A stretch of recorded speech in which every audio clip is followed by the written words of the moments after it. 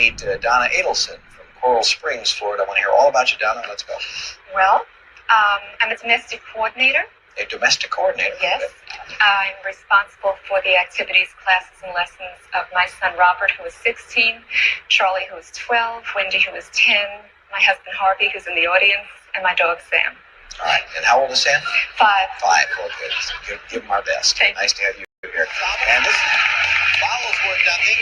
Consonants are going to be worth. Can we get 800? We can. All right. So I'm writing on this. Again, person is a category. Stu, still your turn. Letter, please. L. Nope, no L. Donna. M. Yes, there are 2 M's. Let them come up. You have 5 seconds. Person.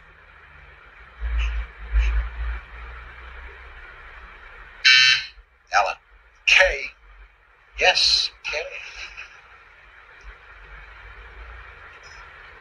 Mustard maker. Nope, still Mustard time. maker. Stu. H, please. Yes, there's 1 H. Time starts now. Person.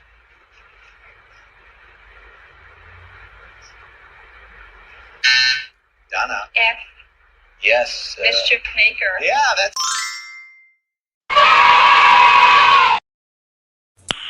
Nice.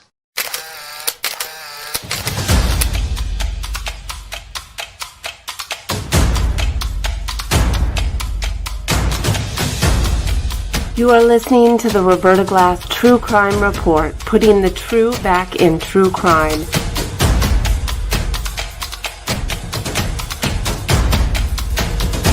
From New York City, Roberta Glass is now on the record.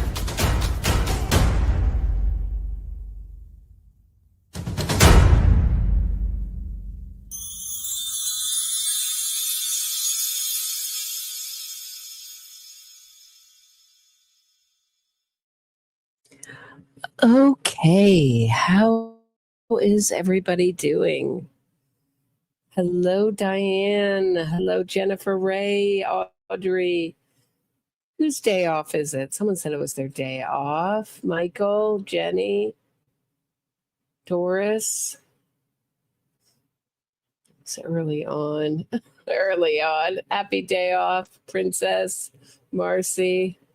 Glad everybody's here. We're going to talk about something we didn't talk about. It's sort of like doing a recap on Donna Adelson's trial. Something we didn't talk about was Wendi Adelson's testimony. Now, is she the last woman standing. She could be the last person standing, depending on how you look at this case. I am of the opinion that Harvey Adelson will never be prosecuted for this crime. I just don't believe there's enough evidence to convict him beyond a reasonable doubt to meet the high burden that the prosecution has to convict him. That's my opinion. Others certainly have a very different opinion. That's fair. But with Wendi Adelson, she's certainly the last woman standing in this case. And she's the one who benefited the most from this case. Are we going to see a arrest? She's an unindicted co-conspirator, as is Harvey in this case. Both have been named unindicted co-conspirators. Are we going to see an arrest of Wendi Adelson soon in the same kind of shocking way that we saw an arrest of Donna Adelson just a week after her son Charlie Adelson's conviction for the murder of Dan Markel? Donna Adelson was arrested trying to board with a one-way ticket a flight to Vietnam, connection flight to Vietnam, to be fair, with a one-way ticket. She said in her trial, jury soundly rejected this, but she said in her trial she was just trying to clear her head, that it was just a vacation. Hard to believe when you have her looking up non-extradition countries, talking about extradition treaties. The only place that she wanted to take a vacation was in a country without an extradition treaty with the United States. Pretty telling.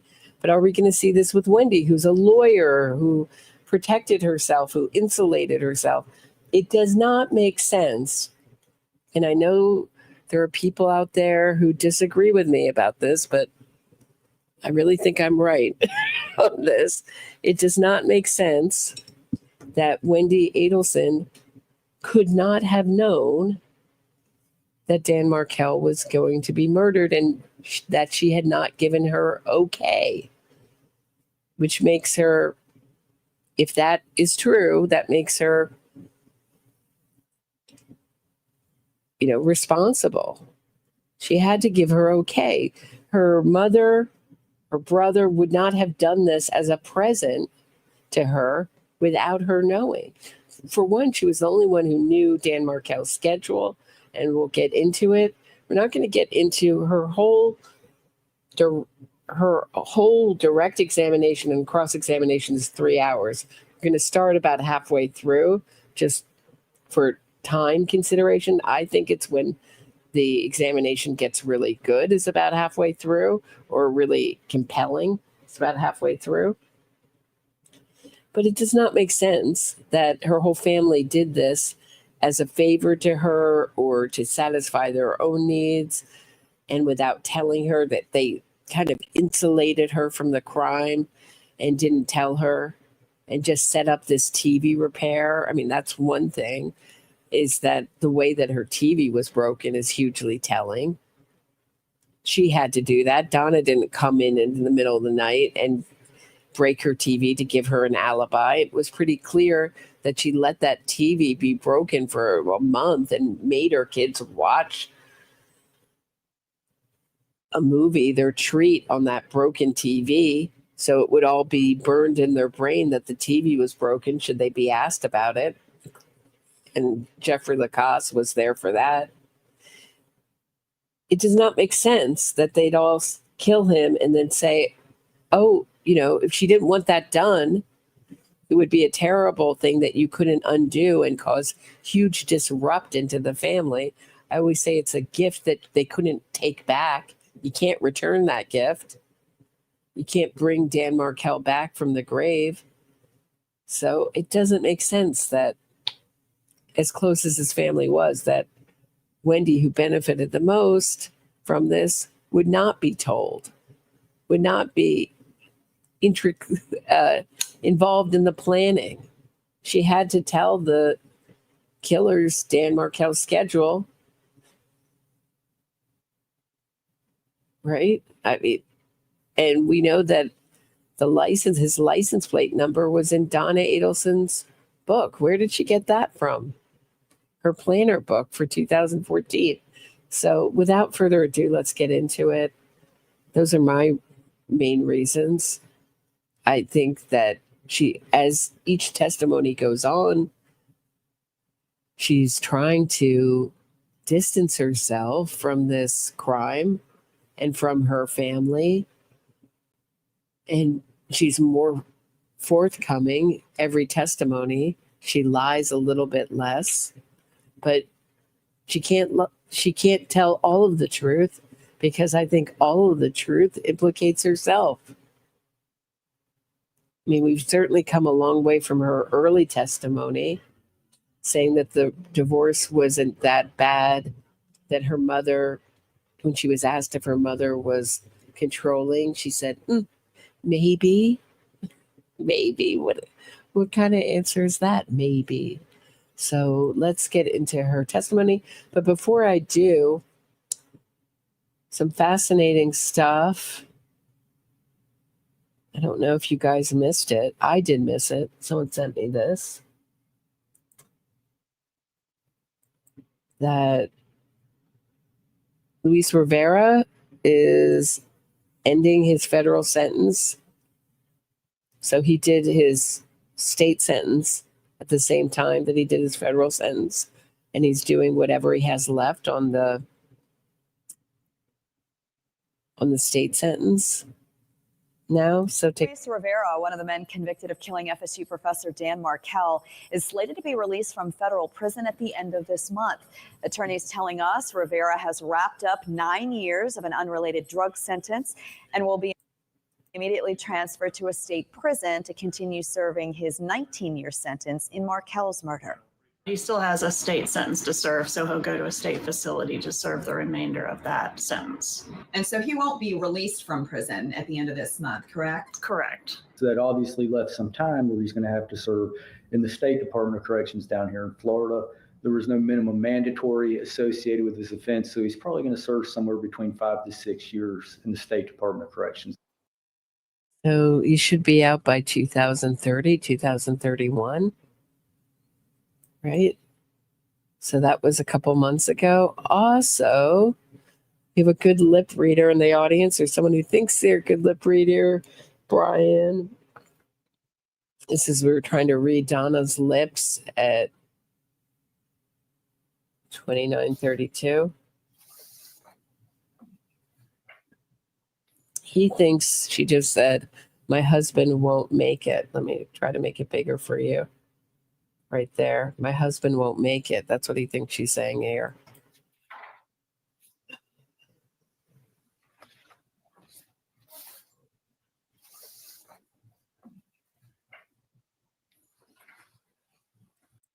I don't know. Curious.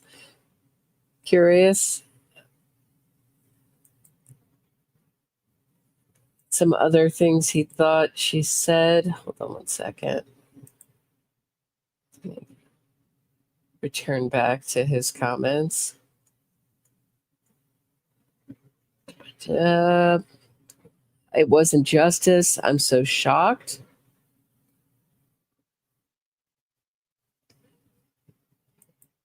I don't really believe she was shocked, but here's Wendi Adelson talking about Dan Markel's schedule. I think that's where we're at here. It's about halfway through. Which one of you or your ex-husband had the kids the night before he was killed? The night before, they were with Danny.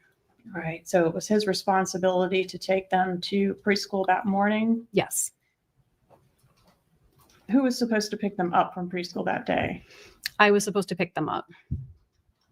Had you talked to Dan Markel or your children that morning before you encountered the roadblock? I hadn't talked to the boys because I wouldn't have talked to them, they didn't have cell phones, they were little. So I only would have spoken to them if I had gone to the preschool and seen them, but I didn't do that. So I hadn't talked to the boys. I'm sorry, what was the second part of the question? How about Dan? Did you speak to him that morning? We didn't. We had plans to talk. We had traded some text messages and emails, and then I called him and he didn't pick up, and that was the last contact. Did you attempt to call Dan Markel? You can tell how much she hates him in her testimony. She's so disparaging still about Dan Markel. But one of the things is he wanted to take the kids swimming. And she said, no. Then she talks to Charlie, and all of a sudden the kids can go swimming. She knew he wouldn't live to take them swimming. So chilling. When you encountered the roadblock? No. Did you attempt to call your kids' daycare after encountering the roadblock? No. Did you notify anyone that you observed the roadblock? I was talking on the phone at the time, so I may have said to the person I was talking to, I'm trying to drive, but I have to turn around, hold on. Okay, that was probably a bad question. Did you attempt to investigate in any way or ask anyone what the roadblock was about? I wasn't concerned about the roadblock. Was Mr. So this is what we talk about, lack of curiosity. It's that same very telling lack of curiosity that Donna Adelson had, that pinged Robert Adelson's, raised his eyebrow, raised his red flags, is when you don't have curiosity about something.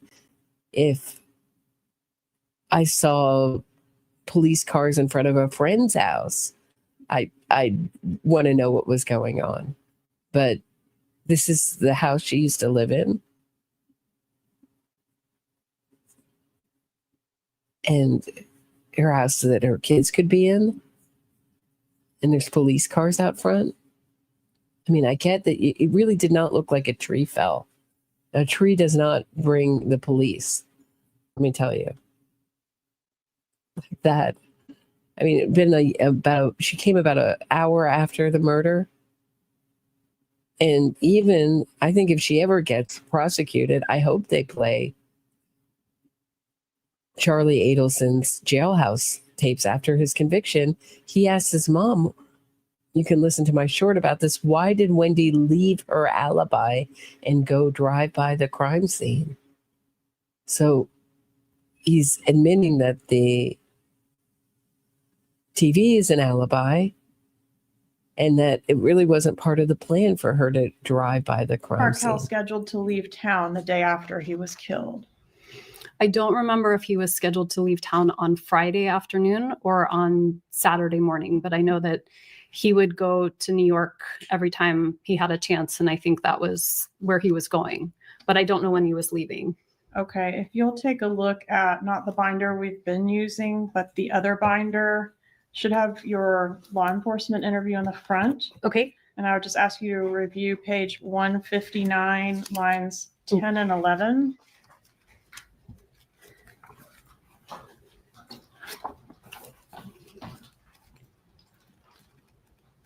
I think it's the very, are you able to find it? Sorry, when he had plans to be out of town, he was leaving on Saturday. Okay. So it looks like I knew that he was leaving Saturday. All right. And you knew he was planning to go to New York? Yes. Okay. Do you know how, if the killers knew that he was leaving town the next day, do you know how that information got to them? I don't. Did your brother Charlie know that information? I don't know if I don't know if he knew that information. Did your mother know that information? My mom usually knew our schedule, so she probably would have known that I was going to have the boys. Mm-hmm. I don't know if that means she knew he was going to be out of town, but she would have known that I had the boys. And didn't your mom keep meticulous track of every time that Dan went out of town? Maybe just in the sense that if Danny was out of town, she thought maybe I needed extra help or something. So yes, probably. And when that became an issue in the divorce, she was able to send you a record going all the way back to 2010, a couple of years of every single date he was out of town. Do you remember that email? My mom never switched over to like a Google calendar. So she would keep very meticulous, like a calendar of all the things she had to do. And so that was just her way of keeping track of everything. Not just this, but, every part of life. She's very detail oriented. Yes. Even regarding things that aren't necessarily her business, or do you think that Dan's travel plans were somehow her business? I think only to the extent that it impacted whether I had the boys or whether they were coming to visit or what that looked like. Okay. Right. So Donna was trying to make Dan Markel look like an uninvolved parent, which would have been a Herculean task, a ridiculous task. Did Mr. Markel leave you a message on the morning of his murder? He did. Okay. And did he indicate on that message that he was going to the gym that morning? He did. And specifically, did it tell you he'd be at the gym between 9:15 and 10:30? I don't remember, but that sounds about right. All right. And would he have given you that much detail because you were planning to try to touch base to talk, right? Yeah, we were trying to have a conversation. And was the conversation something about one of the children's schooling? It was.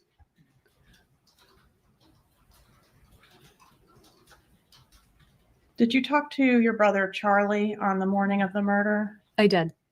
And does an 18-minute conversation at 9:30 a.m. that day sound correct? It does. Do you remember the nature of that conversation? I do. I didn't purchase the TV, so I didn't know how much the TV cost. And so I called him to find out if it made more sense to get the TV repaired or buy a new TV, because I didn't know what the delta was there. Okay. Can you tell the jury one way or the other for sure whether you mentioned Dan Markel's travel plans to Charlie during that 18-minute phone call? I can't say for sure, but I don't see why I would have brought it up. Okay, that's a ridiculous story. So she was told they can't fix the TV. So what's her option? Their only option is to buy a new one. She can't talk to Charlie for 18 minutes about the non-choice she has. What, she's going to go to someone else and get it fixed? You're telling her it can't be fixed. Did you have WhatsApp on your phone at that time? I did. What is WhatsApp? WhatsApp is it's a phone service. It's an app that I use when I talk to people who live in other countries. So it's become very popular. I think I had it at the time. I know I certainly have it now. But it's a device to send messages. During the time frame that we're talking about, which is around the time of the murder, did you communicate with any of your family members through WhatsApp?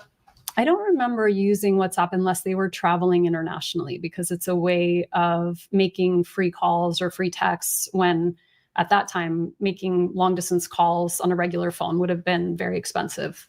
Did you ever communicate with Catherine Magbanua through WhatsApp? I don't remember ever texting her on any platform. Okay. Did you have any other encrypted platforms on your phone at that time? At that time, I don't think so. I don't know what existed at that time.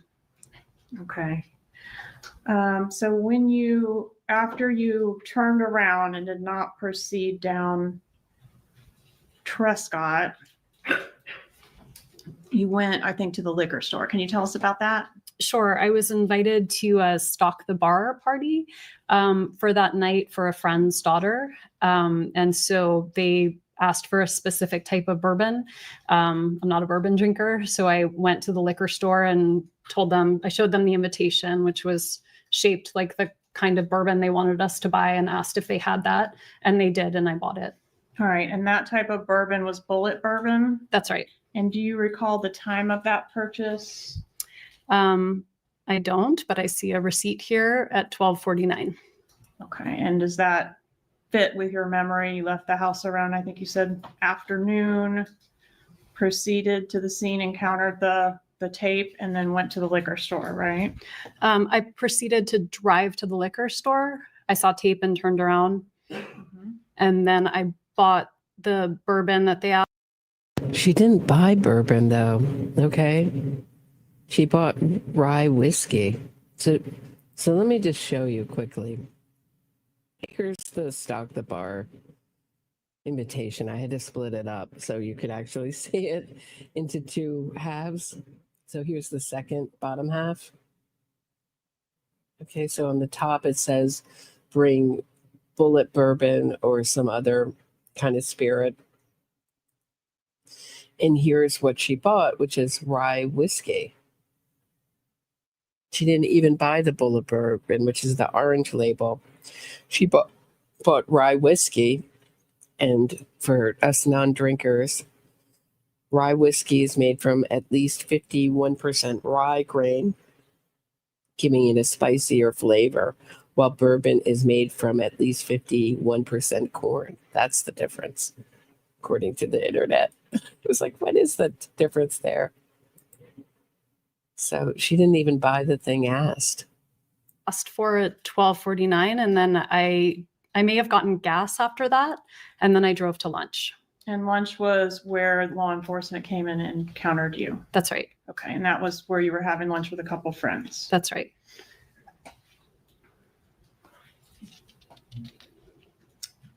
Did you relocate to South Florida after Mr. Markel's death? In terms of relocation, I did leave Tallahassee after the funeral, but I took a weekender for both the boys and me and thought I would be back pretty quickly. Did you come back? I did come back a few times, but just to get things though, right? Not really to get things. I came back a couple of times to give a talk or to do some work, but okay. Or but to what I'm interested in is, where were you living after the murder? I wasn't living in Tallahassee. All right. Did you recall on the trip to South Florida, just within 48 hours of the shooting, getting a call from Craig Isom? Yes. Okay. And what happened with that call? I talked to him for a while. He mentioned that he might want to have DNA samples of the kids. We were already halfway down. We'd been in the car for about 4 hours with the boys.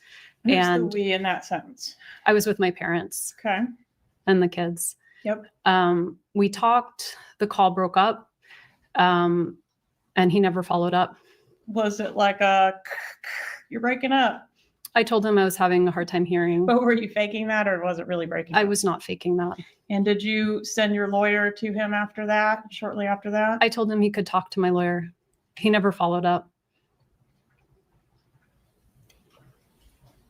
Were you happy to be out of Tallahassee when you were able to return to South Florida? No, I was not happy. Did you send a text message on January 1st of 2016 that's contrary to that? At that point, I believe Craig Isom tells a different story. The one that I believe is that he tried to follow up many times with their lawyer. In no response. But someone's asking, is bullet bourbon cheaper than bullet whiskey? I have a theory that she probably drank whiskey and not bourbon. What, something there for herself to drink? If I had to guess, that's just my guess. I don't know that as a fact. and it would have been a year and a half after I'd been living somewhere else. So I don't know what text message you're referring to, but at that point you were happy to be out of Tallahassee? It's not a question of happy to be out of Tallahassee. I was trying to build a new life for myself and I didn't feel safe here anymore. All right, let's take a look at tab 96, please. 96 in the old one or the new one? The old one, please. Okay.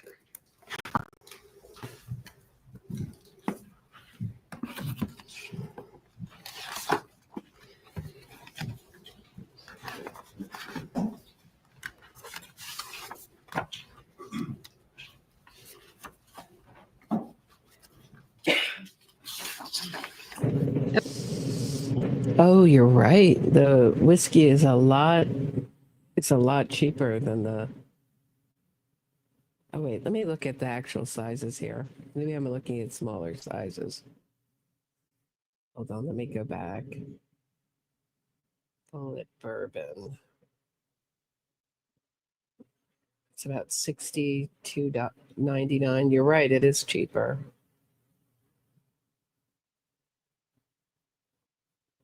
Yeah, it's about $10 cheaper. Okay, I see it, but it says unknown, so I don't know who I'm talking to. Well, that's not the question. The question is, did you say, so happy I don't live there? And the person says, I bet it's a shithole. Remember that? I don't remember this, no, but I do see that I said it. I don't know who I'm talking to here, and Would it surprise you to learn you were speaking to your brother, Charlie Adelson? I don't know if it would surprise me. So, no. Okay, Judge, may we approach it this time? You may.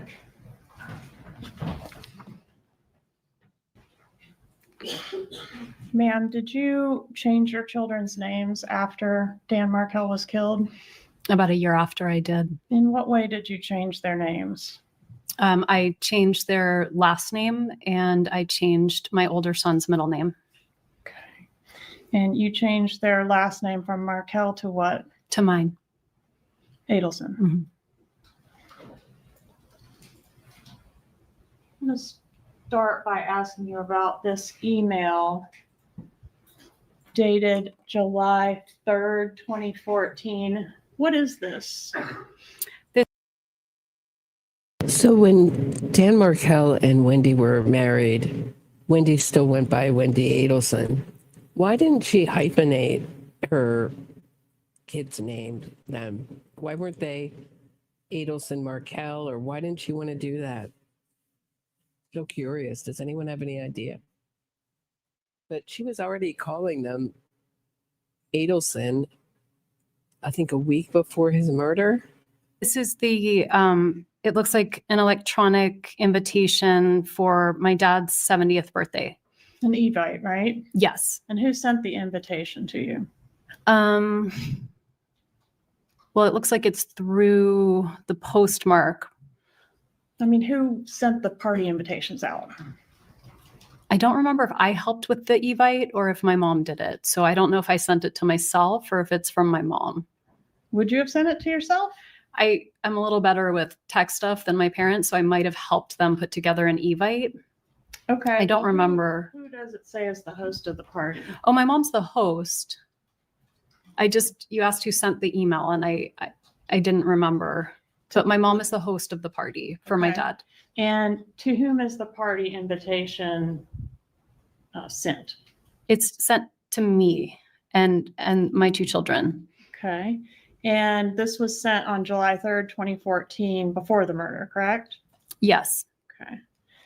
And then back up just a little bit here. This email, do you recognize this one? Are you able to read it okay on your screen? I can read it okay. All right. Who sent this email? This is from, it says my mom, but it says Harvey Adelson. So again, I don't know which parent it's from. Okay. If it was from Harvey Adelson, would he say Lincoln is going to be attending Shabbat with his grandpa, Harvey Adelson? I mean, it seems more likely somebody else would have written with his grandpa, but I don't know. I kind of write those things sometimes, like Lincoln will attend something with his mom and say my name. I know it's awkward to say it in the third person, but I don't think it's impossible. Okay. But this reference to Lincoln Adelson did happen prior to the legal name change, correct? Yes. No, I from the beginning, I was scared when I put them in school. And so I didn't legally change their name until a year after, but I was socially using my name for them. And did that start as soon as? Oh, there's that well-dressed gymnast again, or flamboyant. I love the way she dresses. She's got her style, and she's sticking with it right behind Harvey. But, I mean, I mean, is Wendi, trying to help out her mother, Donna, here? Is that what's going on? I mean, she's fighting like a crazy person to say that she actually sent out this, but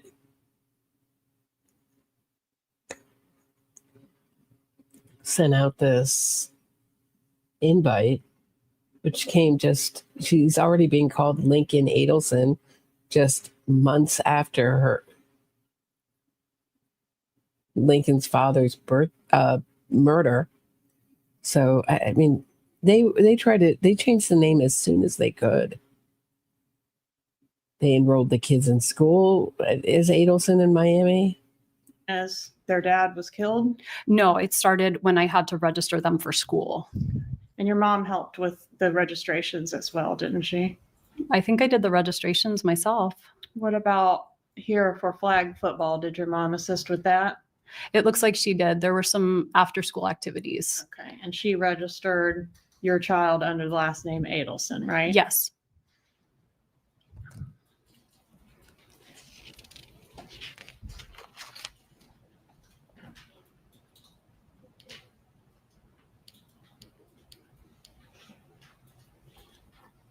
Where was Dan Markel buried? In Toronto. Were you or your children in attendance at his funeral? No.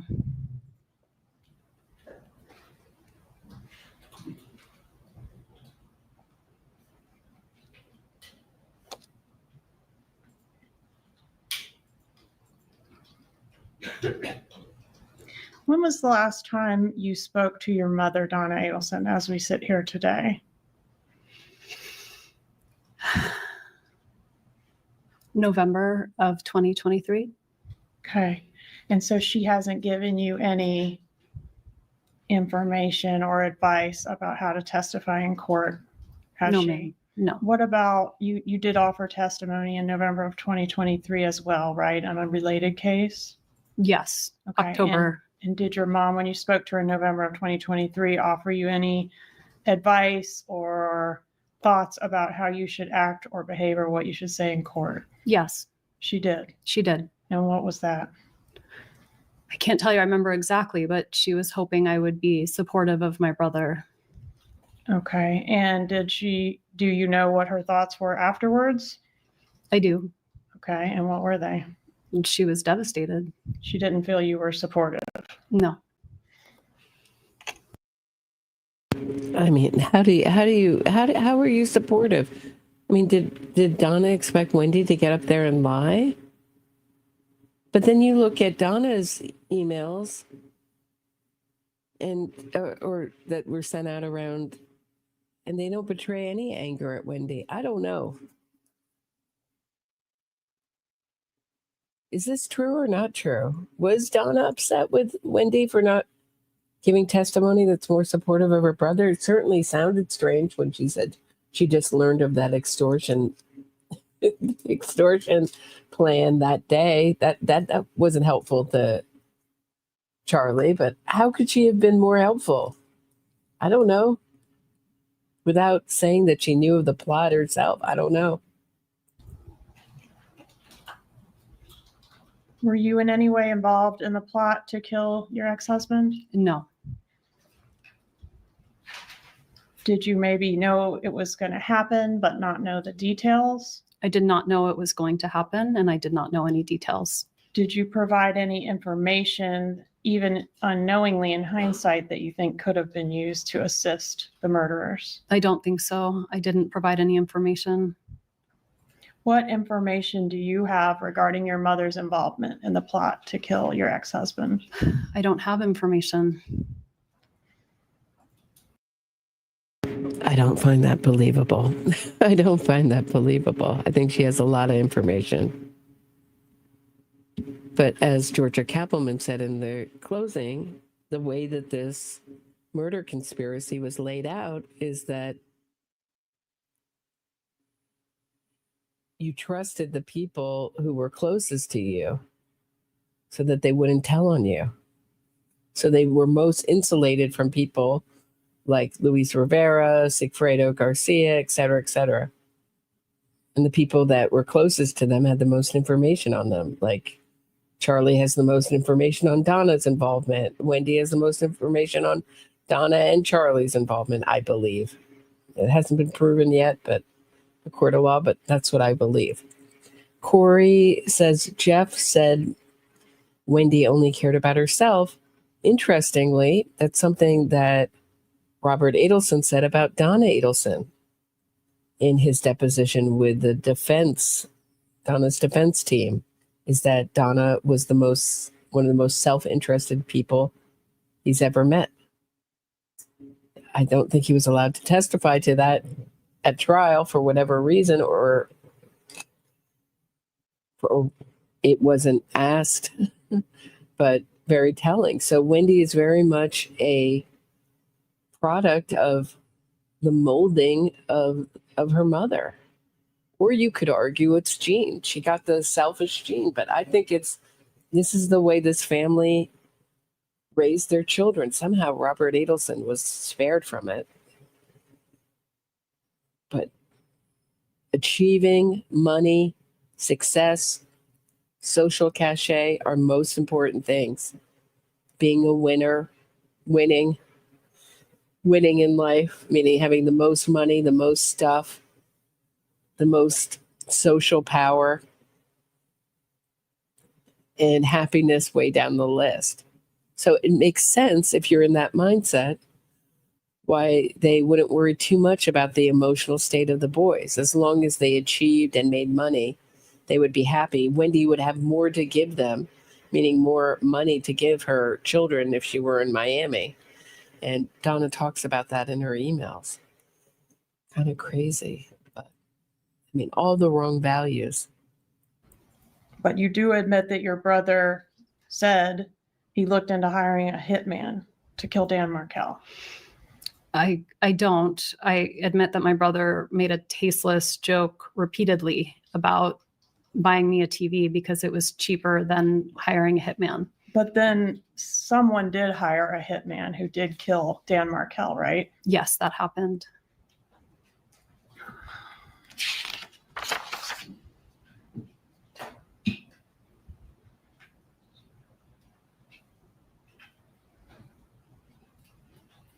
Was part of the plot to kill your ex for you to have plausible deniability or to know very little about it?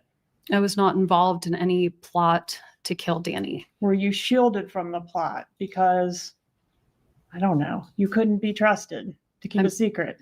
I was not involved in any plot to kill Danny.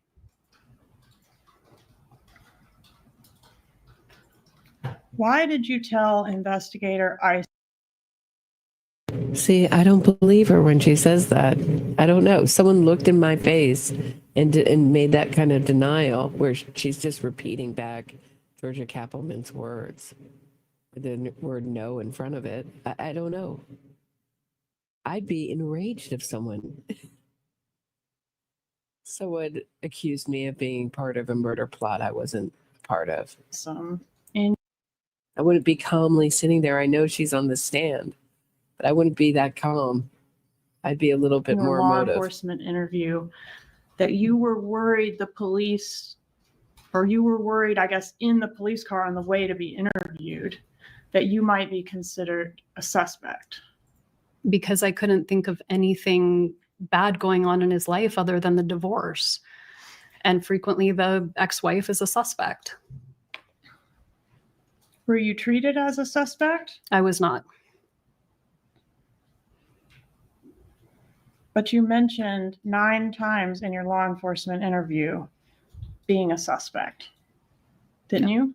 I did, yes. When you were approached at the restaurant, you weren't yet told that this was a shooting, were you? I was not. You were only told something happened with your ex-husband. I don't even know if I was told that. I was very scared something happened to my kids, and that's why law enforcement was there, and they wouldn't tell me what was going on. But they did reassure you that the kids were fine. They told me that law enforcement officers were with the children, which terrified me because I didn't know why my children would need law enforcement officers. So you didn't know what this was about at all when you were in the police car? In the car, they told me. Okay. In the car, they told you what? They said, your ex-husband has been shot. Okay. So this is patently untrue. How do we know this? Because we know that she had a big reaction when they bring her into the police station and they tell her her husband's been shot. She doesn't say, I know you told me in the car. We've all seen it. We've all seen it on the interrogation. According to Isom, he says that he told her there was an incident at his home and the kids were okay, but not what it was until the police station. That you learned that information prior to getting into the interview room? Yes. Do you remember allowing law enforcement to take possession of your computer in that interview? I told law enforcement to search my phone, search my computer, search my house, search my car. I was trying to be helpful. Do you remember saying that it was okay for them to take the computer and keep it even though you had work things on there because you didn't think you would be going back to work? I remember thinking it wasn't important. I couldn't imagine. My life fell apart. So but you didn't go back to work, did you, at FSU? I did actually go back, not physically present, but I was still on the FSU payroll until December of that year. Okay. In that interview with law enforcement, did you suggest that your parents are people who may have been angry enough to kill Dan Markel? I suggested a lot of people who could have been angry enough to kill Danny. And were some of the people my parents? Yes.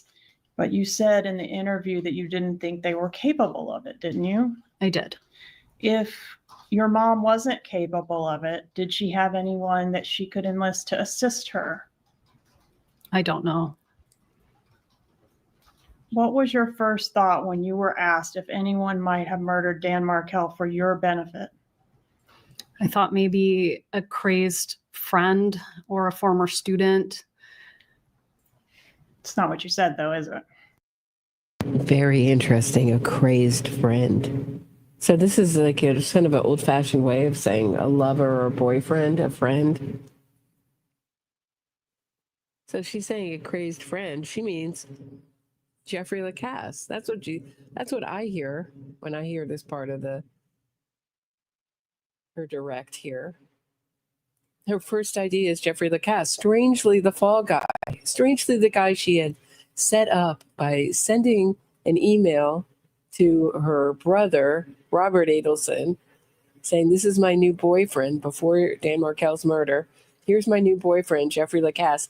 My parents don't know. They did know, but she's telling Robert they didn't know. Don't tell them. Mom and Dad don't know. Jeffrey Lacasse was 100% set up to be the fall guy in this. And that's her first thought, is the fall guy. Then she brings in her friend, Jane McPherson, who she's had a walk with days before Danny's murder, who she's complained all about Jeffrey Lacasse's strange stalkerish behavior. So Jane McPherson has been primed to come into the room to spit out Jeffrey Lacasse's name. Crazy. I mean, they're not dumb.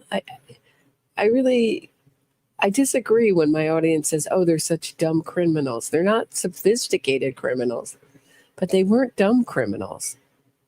The way that this plan was set out, had it worked, would have been smart.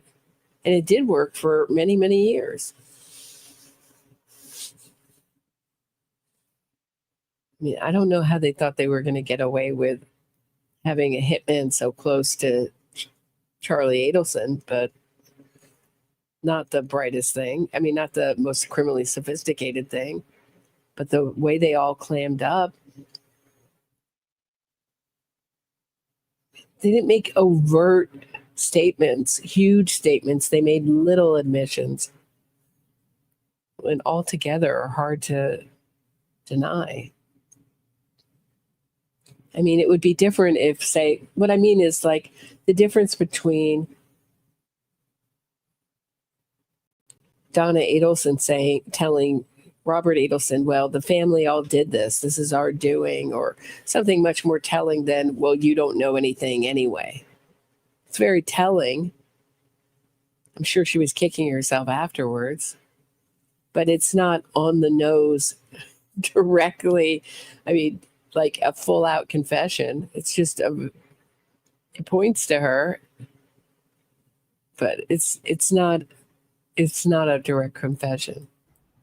I don't remember exactly what I said first. You said Charlie, right? If that's what I said, then you have it there, but I don't remember who I listed first. Okay. Can you at least tell the jury you definitely did say Charlie as one of those people? I did.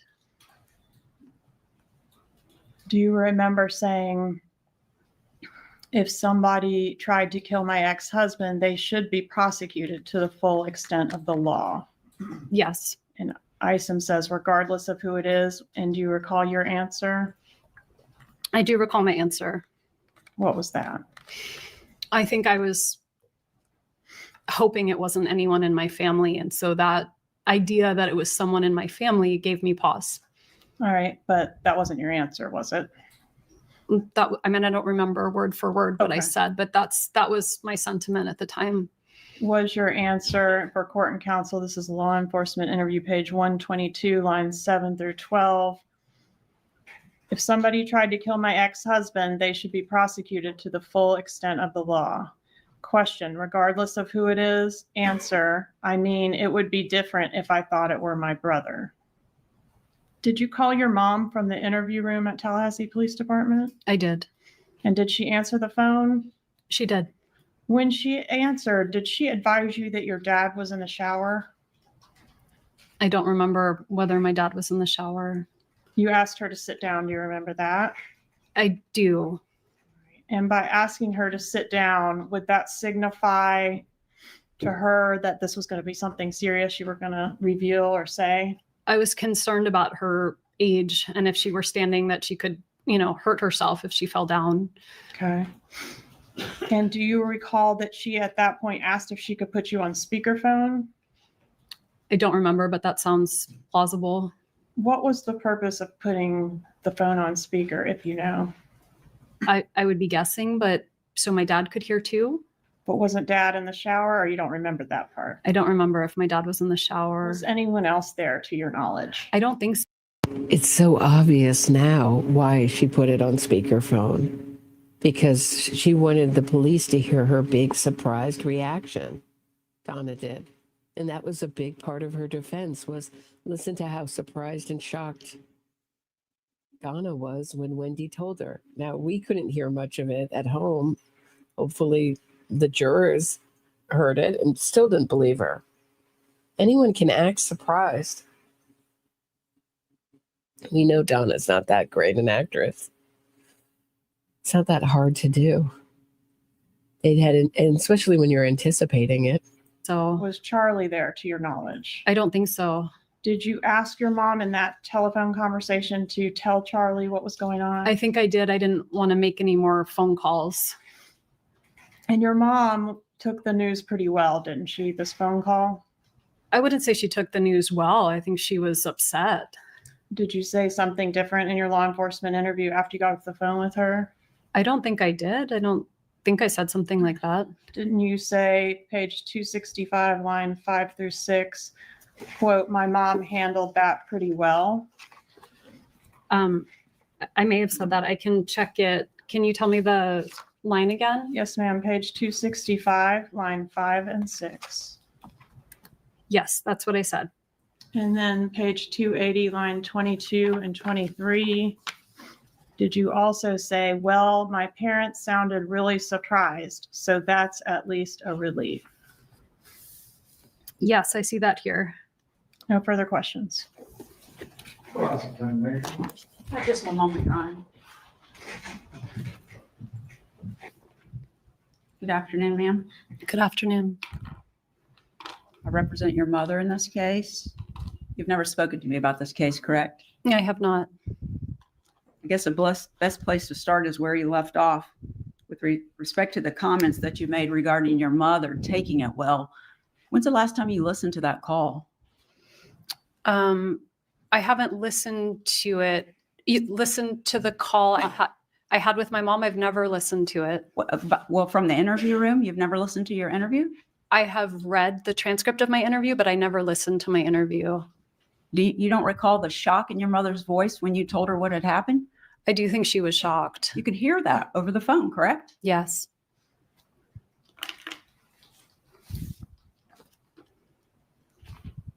So many topics were covered. I'm going to have to. It's funny. It's so funny. I'm watching as soon as Jackie Fulford comes on. I'm watching the numbers. I actually sped through this pretty fast. Let's go back to the beginning. Nobody wants to hear Jackie Fulford. Everyone's like, I can't deal with it. I can't deal with her. I'm just watching the numbers just go down on Jackie Fulford's cross on Wendi, which is all like, it was all, isn't this interesting that you said that you would reschedule? Here's one of her questions. On the Geek Squad, did you say that you'd be open to them coming a different time? Well, certainly, like yes, but they're not going to cancel. You get the time that you want. They're not going to say, can we come? So if they say, can we come on, say, like, I don't know, Tuesday, you're going to say, no, can we keep it Friday? It's not the exonerating thing that you think it is. And of course, you don't want to put down, no, you can only come on this like one small period. I need an alibi. All right, so let's start at the beginning. We'll start at the beginning and we'll kind of do this a little bit backwards since nobody can take Jackie Fulford's cross. Sorry to the few people who may have wanted to watch it. Was 3.5. The boys are 14 months apart. And did there come a time when you and Mr. Markel separated? Yes. When was the separation? It was in the fall of 2012. Whose decision was it to separate? It was mine. How did your ex take that news? Well, we talked about it many times before it actually happened, but when the separation became official, he was very upset. And even though there were problems and issues and discussions, it was a surprise to him when it actually happened, right? It was. Okay. And was part Sorry, just one more thing. So I'm just going to, with skipping Jackie Fulford's cross, there's another thing that Jackie Fulford brings up in her cross that I just like to address, which is the fact that she says to, sorry, hold on one second.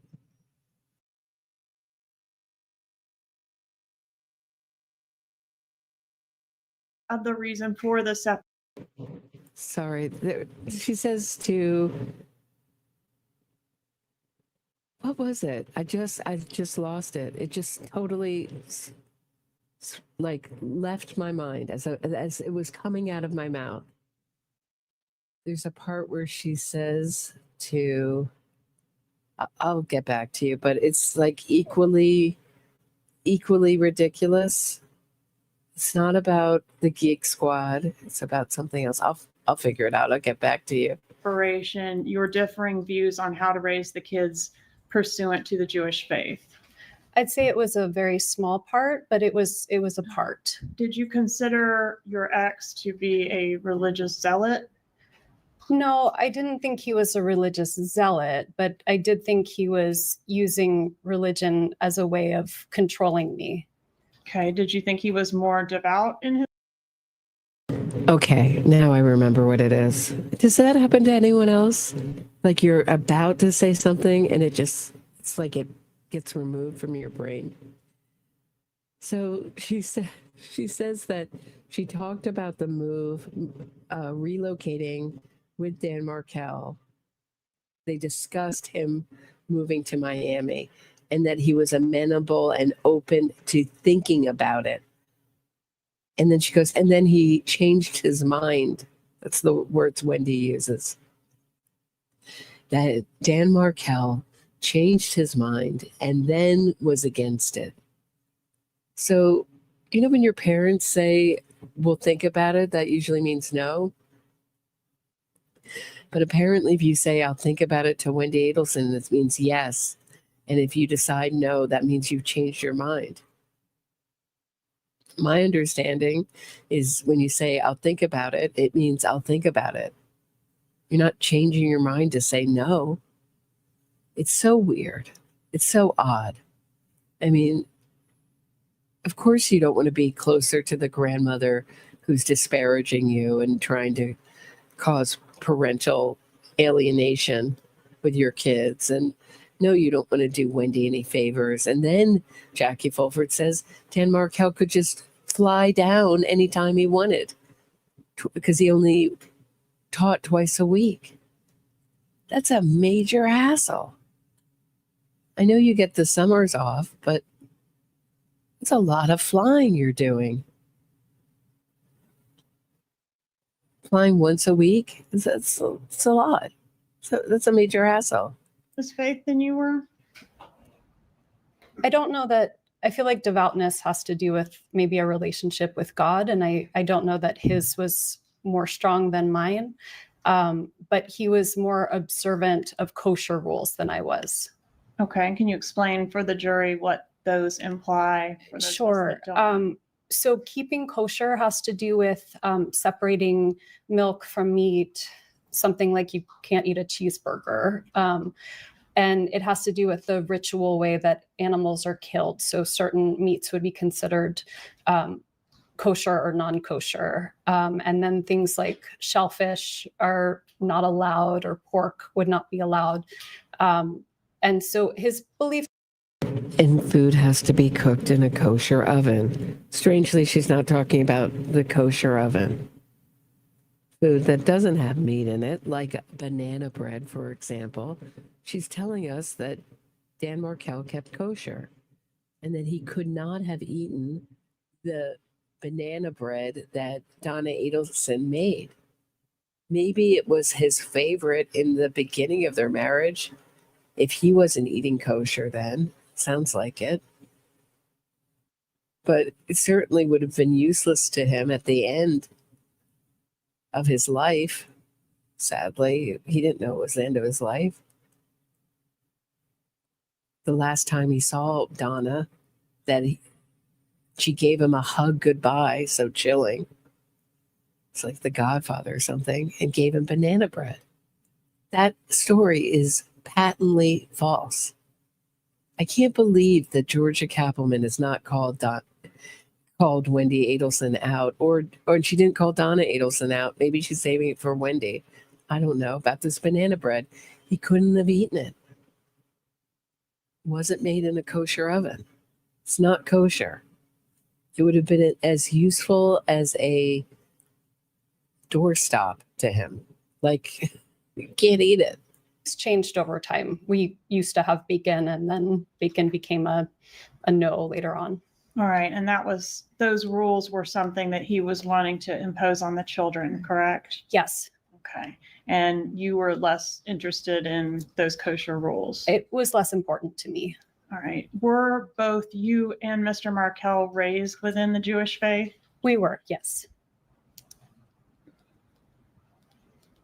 When you separated from Mr. Markel, did you move out of the marital home while he was on a business trip? I did, yes.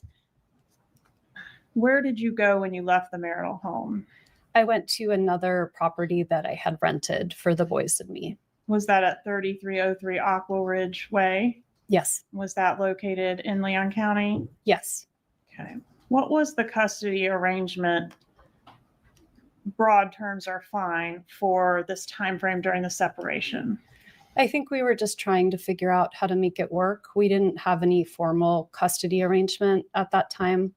I remember his parents came to town that weekend, and I made sure that he had the boys that weekend.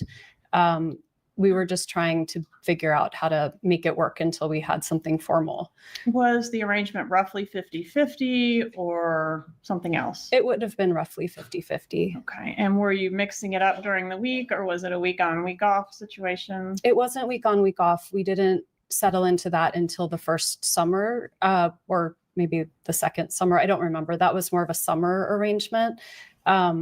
But it was 50-50 and definitely a mix during the week. Okay. I'm going to publish what's been introduced into evidence as State's Exhibit 60. Your petition. Was your mom, Donna Adelson, involved at all in drafting your divorce documents? No. Did she ever make any edits to any of the filings that you made pursuant to your divorce? I think she made suggestions, but I had an attorney, a very good attorney, helping me through the process. So she wasn't editing legal documents. Did you ever forward any of your mom's suggestions to your lawyer? I probably did. And when you did that, would you attribute them to your mom, or would you just forward them along without noting whether they were your questions or your mom's questions? I honestly don't remember. Was this a contentious divorce? It was. As part of your divorce, did you file a petition to ask the court for permission to relocate to South Florida? I did. And I think that was your amended petition. Not sure if we can see that very well. Here we go. It says the wife also desires to relocate to South Florida in order to provide a better quality of life for the children by increasing their access to close family and providing more stability and consistency. Who was the close family that was available in South Florida for the boys? My mom, my dad, and my brother.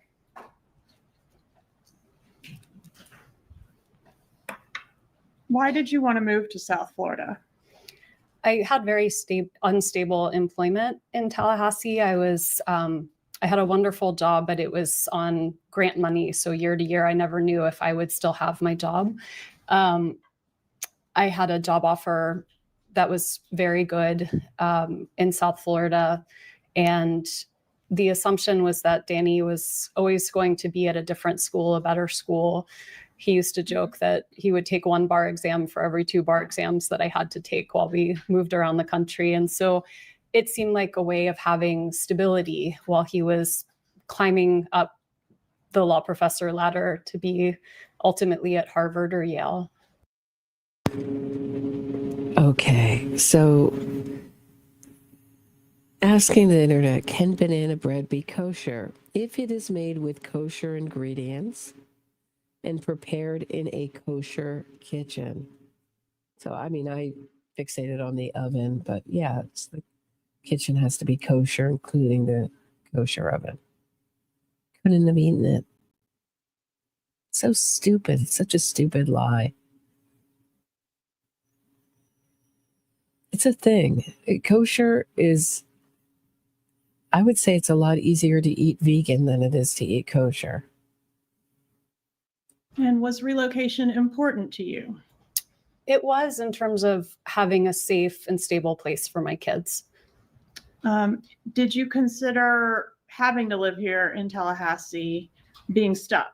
Or had you referred to it previously as being stuck in Tallahassee? I mean, I may have. The idea of being stuck is if you don't have permission to live anywhere you want to live.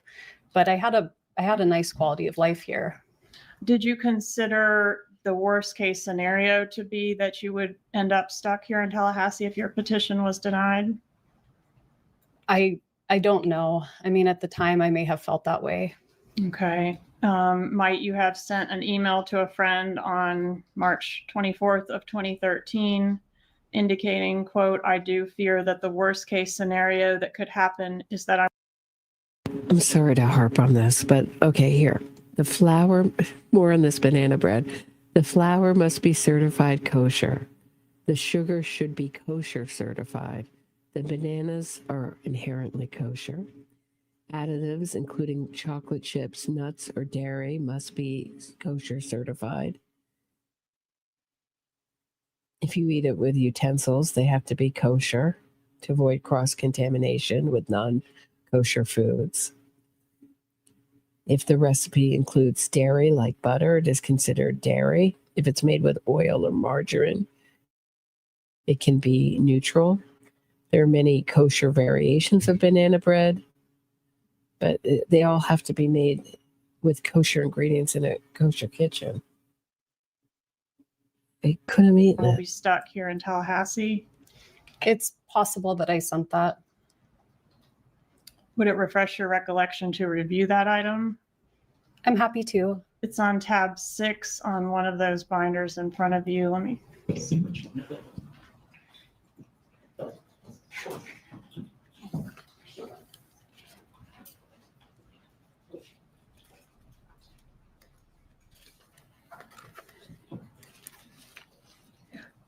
I see it's. Yep, Jennifer, you got it. Those have to be they have to be also kosher certified if it's even semi-sweet chocolate, right? Right, it all has to be kosher. It is a daunting way of eating, and if one partner or one person in the marriage is not in on it, it's going to be, you can't do it. I just can't believe Dan Markel thought that they could have Wendi not eating kosher and he could eat kosher. And it's one thing that I disagree with Ruth Markel a little bit on. She said, well, they just ate vegetarian and that's how they solved it with the boys. But I mean, it's an issue. It's always going to be an issue if one person isn't into highlighted. So yes. Okay. And did you also email a friend around the same time frame regarding life in Tallahassee couldn't compare to the life that you would be able to enjoy in South Florida with your brother Charlie and his boat and pool and hot tub and things like that? It's certainly possible. All right, that's on tab 7. Please refresh your recollection. Yes. And in fact, didn't you use the word stuck in your actual motion for relocation?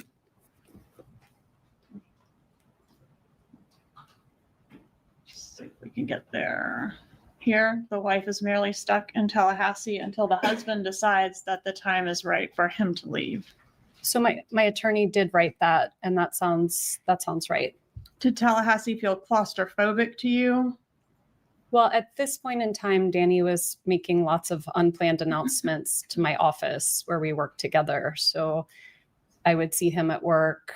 I never knew when he was showing up. So I'm sure, this is 12 years ago that's how I felt at that time. Okay. See, this is not how she felt naturally. She didn't naturally hate Tallahassee, like Jeffrey Lacasse said. It's just that Danny made Tallahassee so uncomfortable that she hated it. And this is all just disparaging Dan Markel. She wouldn't hate Tallahassee if it hadn't been for Dan Markel's behavior. And to be fair to Ruth Markel about the kosher eating, she may have just been bringing that up in my interview with her to say that originally in the marriage they were willing to they made compromises and they could kind of meet in between on things, but I don't see how they could have thought that there was a future in a marriage where one person wants to keep kosher and one doesn't. Like I said, my boyfriend has friends who, very much like Dan Markel, the husband in the relationship became more and more observant after she had children, and he started eating kosher, and the wife reluctantly, I don't think it's her passion to eat kosher, but she eats kosher because she loves her husband and her family. And she realizes one person has to make a concession. So it's something she does for her husband because she loves him. But would it be her choice? No. So, but someone's got to bend, and that's the issue with Dan Markel and Wendi Adelson. Were two very strong-willed type A personalities, among other things, among other problems. The other problem was that I believe the Adelsons thought that any kind of compromise was a loss. And you can feel that when you read her emails to Wendi. But outside of the context of your relationship with Dan Markel, did you ever express that just the smallness and slowness of Tallahassee made you feel claustrophobic? I don't remember saying that. Please refer to tab 8 to refresh your recollection. Your Honor, if I may at this time, the state tell us you're just saying the tab numbers. We're not sure what documents you're referring to. Yes, I can. Binder is up in the witness stand. Ms. Kaplan, members of the defense have a copy of the same binder. No, Your Honor. I'll show them the tab. Please do. Wesley, are you the one who asked if Phil and Ruth are kosher? No, they're not. They're not very religious Jews, which is interesting. People assume that they are. I think they see,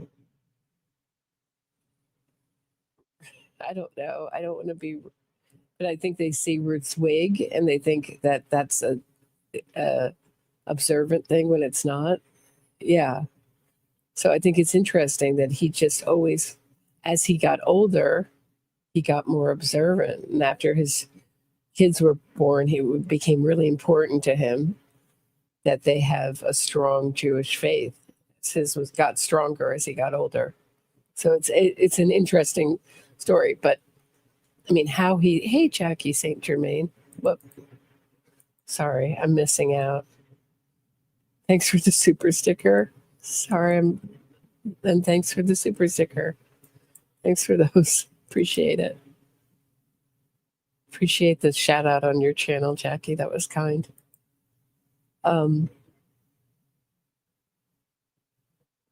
Yeah, it's just not going to work when one person, when you're in a marriage and one person's not down to have the kids eating kosher and you are eating kosher herself. It's a big problem.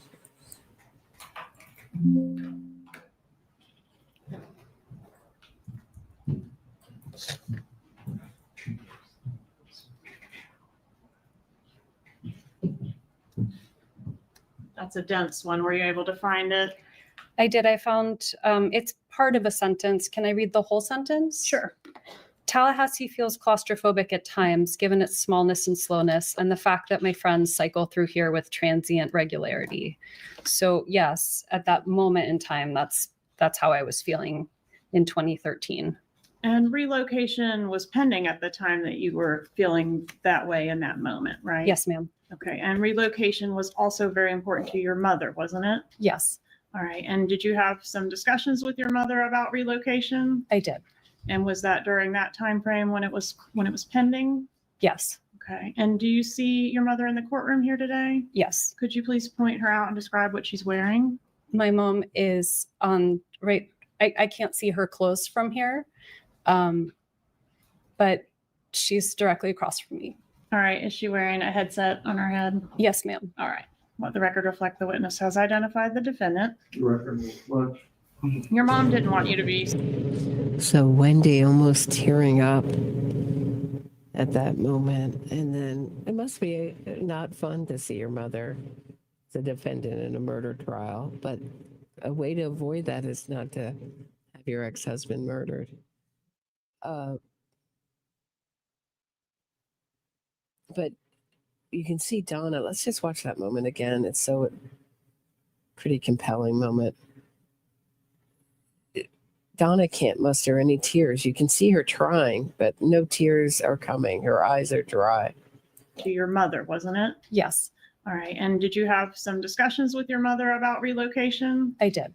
And was that during that time frame when it was pending? Yes. Okay. And do you see your mother in the courtroom here today? Yes. Could you please point her out and describe what she's wearing? My mom is on right. I can't see her clothes from here, but she's directly across from me. All right. Is she wearing a headset on her head? Yes, ma'am. All right. Let the record reflect the witness has identified the defendant. Your mom didn't. I mean, if this were a movie, they'd get up and hug, but it's not a movie. Oh, Wendi. Wendi. I forgive you, Wendi. Oh. But I don't think Wendy's going to write to her in prison. I think she's going to stay removed and just block it out like it never happened and move on. Number one thing is for her to save her own self. Oh, Wendi, I love you. My daughter, who I love, is doing this. Remember that? Is doing this. Why? I don't get it. I don't get it. Want you to be stuck in Tallahassee either, did she? She did not. She wanted the best for you, right? She saw the best for me as not being in Tallahassee. Yes. That's right. She referred to being in Tallahassee that you were a hostage and a prisoner, right? Yes, she did. Prisoner. Close enough. Strangely, now Donna is a prisoner. Now Donna will know what it's like to really be a prisoner. Not of Tallahassee, but maybe, I don't know, she may be somewhere in Florida. She may be first in somewhere in Florida, and then they may move her. But that's what her lawyers are doing now, is trying to find the best, easiest prison for her to go to.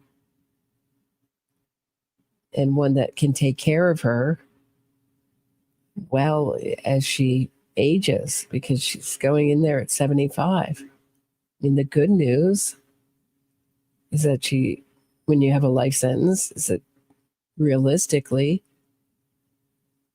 I mean, she's no more than a 25-year sentence. I mean, which can she live to, 100 and 101? I mean, people don't live to those massive ages in prison very often. It's a hard life. Food is bad. Conditions are bad. Medical care isn't great. But, I mean, Donna's always using those, completely exaggerated terms to describe things. She was a prisoner. She was a hostage. No, she had to stay there until her kids were grown, and then she could live anywhere else she wanted to live, or until Dan Markel got a different job and they moved somewhere else together. It's just that Dan Markel had control, and Donna Adelson couldn't stand that. That was losing, not having the control.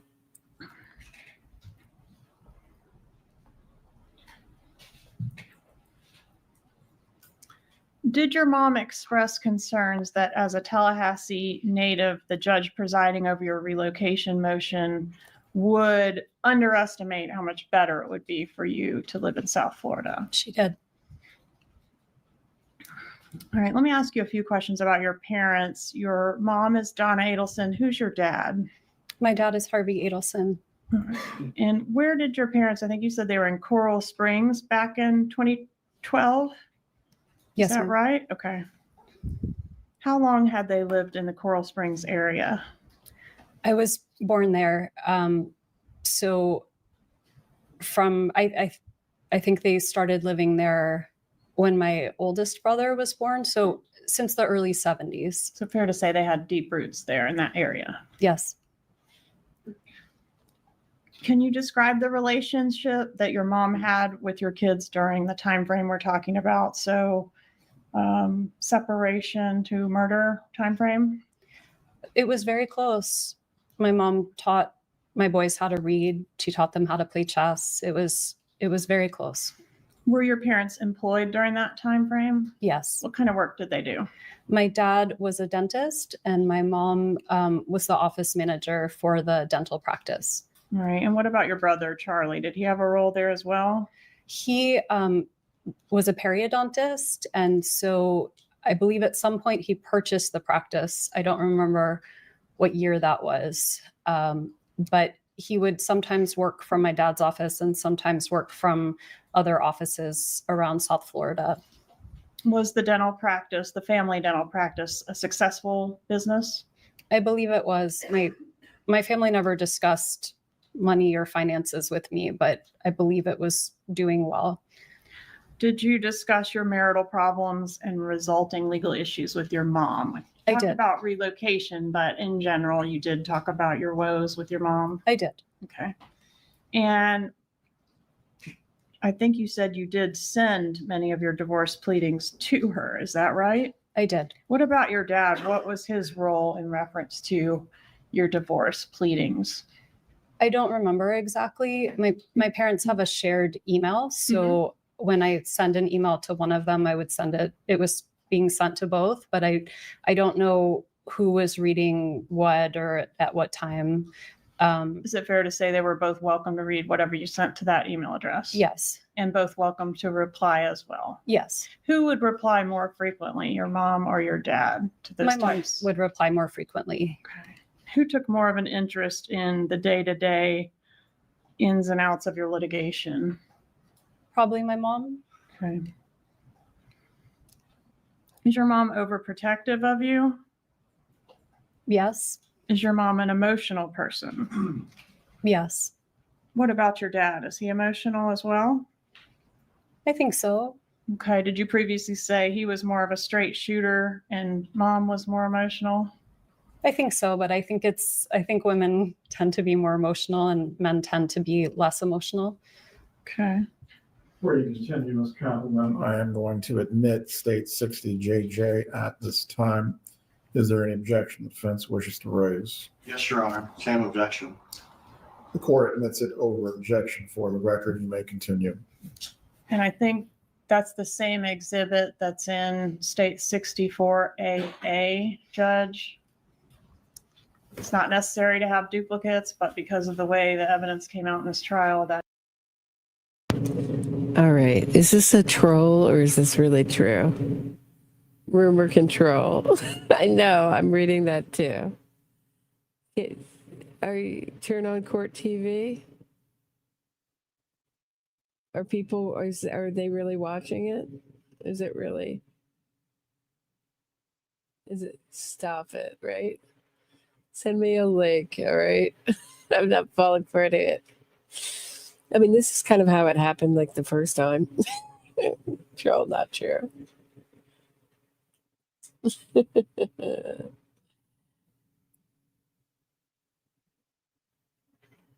Well, Harvey broke a man's jaw. I'm not sure if it was a woman or a man. I want to say man. Okay. All right. I thought it was a troll. I'm just checking. Just checking in. I'm paying attention, guys, to the chat. That is present in State 64 as well. States 64AA is admitted as far as the final record if you wish to remove one, you may, but both are admitted for the record. Thank you, Judge. All right. Is it fair to say that your mom, the defendant, is a controlling person? I don't think my mom is a controlling person. Did you say at one? She said maybe, yeah, when she was asked last time. No, she doesn't think so. She doesn't think she's a controlling person. Source Twitter, source troll. But I mean, I think we're all waiting. I mean, what this brings up is that we're all really waiting for it to happen. I don't think we would be surprised if she did get arrested soon. It seems like the state should have some kind of confidence that they can get a conviction. It might not happen in 4 hours, 5 hours, might not happen at all, but they should at least try. If it took 2.5 hours to convict Charlie, I know the evidence is different, and I know that it's been complicated by giving her this immunity. I know it's very complicated, but they should feel emboldened. I don't know. They had no plans to arrest Wendi or indict Wendi in this. They should just say so. I don't know. I don't know what, I'm not privy to the goings on in the state's attorney's office.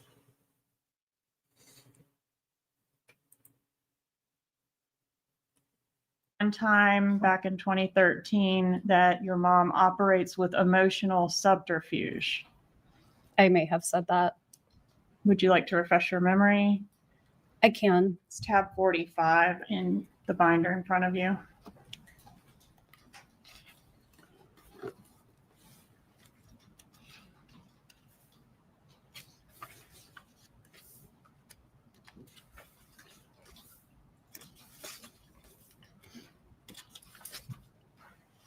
I'm not seeing it. Is it highlighted or is it just in the, it's a long,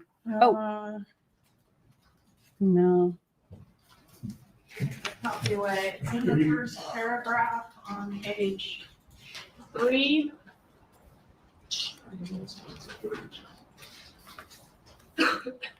Step 1, you can just walk up and show the witness the portion of what you wish for her to read to herself. I will, Judge. Page 3. This is 3, I think. Yeah, somewhere in there.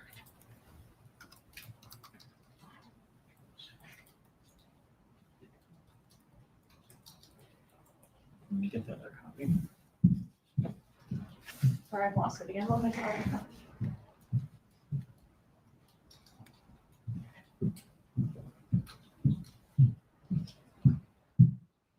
I'm sorry. I did in this copy. Okay. By the way, I am getting comments about how Katie McBanawa is guilty of setting up the Adelson family. Like either these people are like unicorns in the true crime community that actually believe Charlie Adelson's defense and Donna Adelson's defense, or they're friends of Donna Adelson, or they're related to Donna Adelson. Those are the choices. It's so weird. The past couple of days, I've gotten 2 comments about how I have to look up Katie McBanawa's, I have to look at her her proffers and her, what else? Her testimony, because it's all lies. Well, so is Wendi Adelson's testimony. There's a lot more evidence against the Adelson family than there's evidence that Catherine McManawa set up the Adelson family, and then that the Latin Kings are giving extremely reasonable payment plans to people like Charlie Adelson, who can pay 17, 20 times as much a month, probably. Okay. So the question was, did you previously say your mom operates with emotional subterfuge? Yes. What is meant by that?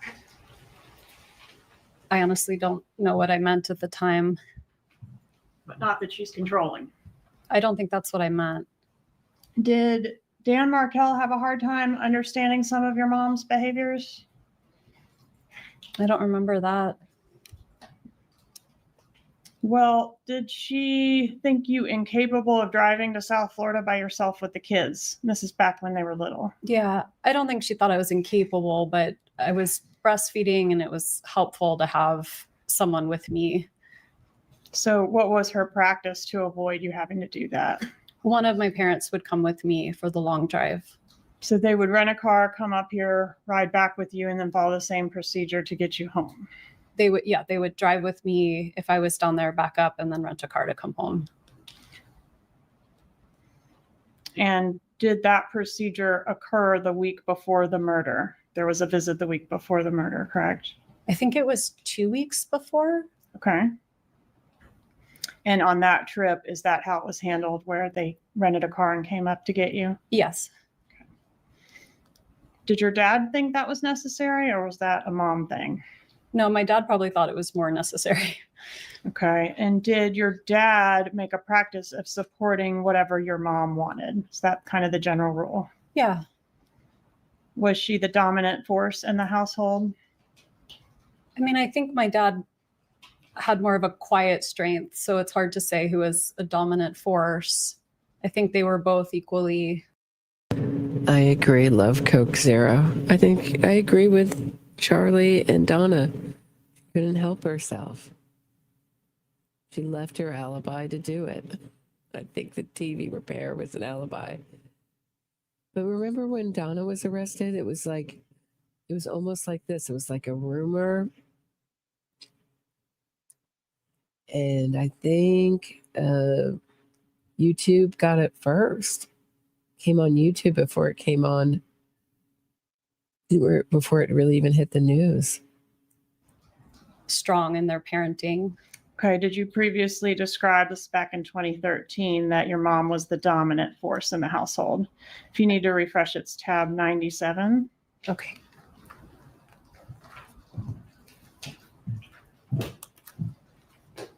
So this one goes up to 93. Is it? Check the very back. Got a few extras tucked in there. I'll just approach this copy for you. Oh, okay. Thank you.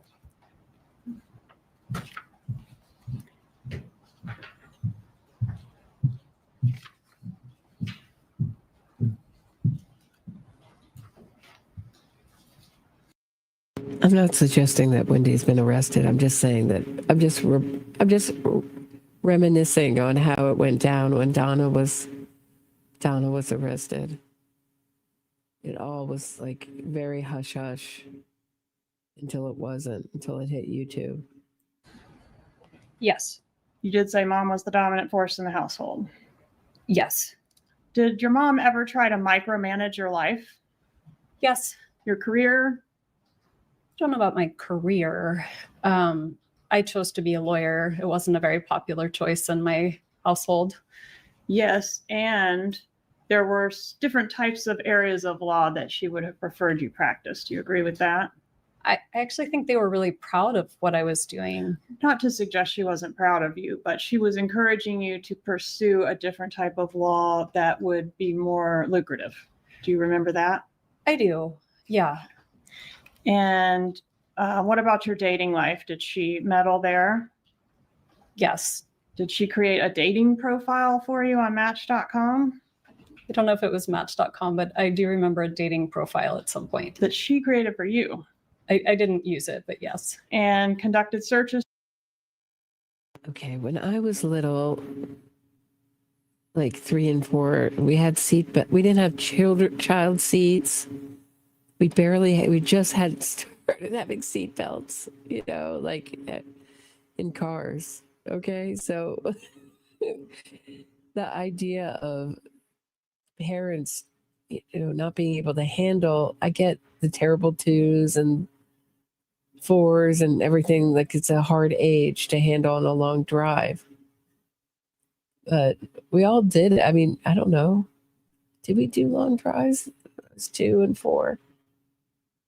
I remember being in the car for a long time when I was little. But I don't know. I just think it's so odd that they didn't allow Wendi to drive alone. I know some families like that. My late sister-in-law never learned how to drive. So her family never felt she could handle driving. I don't know. It's like it's some kind of weird undermining of their. How do you build up confidence that you can handle difficult tasks if you're never allowed to face any real life adversity? How do you get any grit if you're never given the space and the time to actually practice those qualities? I don't know. I just think it's so odd, so foreign to me. I know other people have said that they had similar parents to mine who, we weren't babied like this. In the Miami area and sent them to you.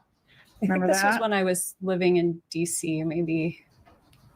Okay, let's go forward a little bit here.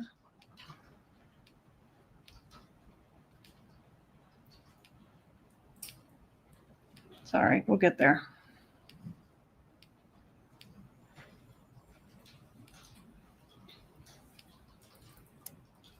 Okay, so here we have an email dated January 17th, 2013. For the record, this is 64I. And it reads, so honey, so you think I'm nuts, but when you get a moment, check out some of these whom I've pre-screened for you. And these are guys in Miami, right? After all, you're going to be in Miami here and there. Why not see who's out there, right? Yes. Okay. And here's some options that she sent you. Here's an interesting guy, etc. Okay.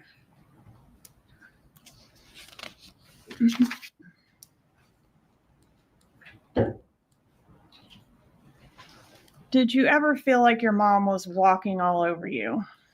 I don't remember feeling that way. Okay. What about specifically regarding this divorce? I don't. I mean, I had a really good attorney and I was making the decisions I wanted to make. Okay.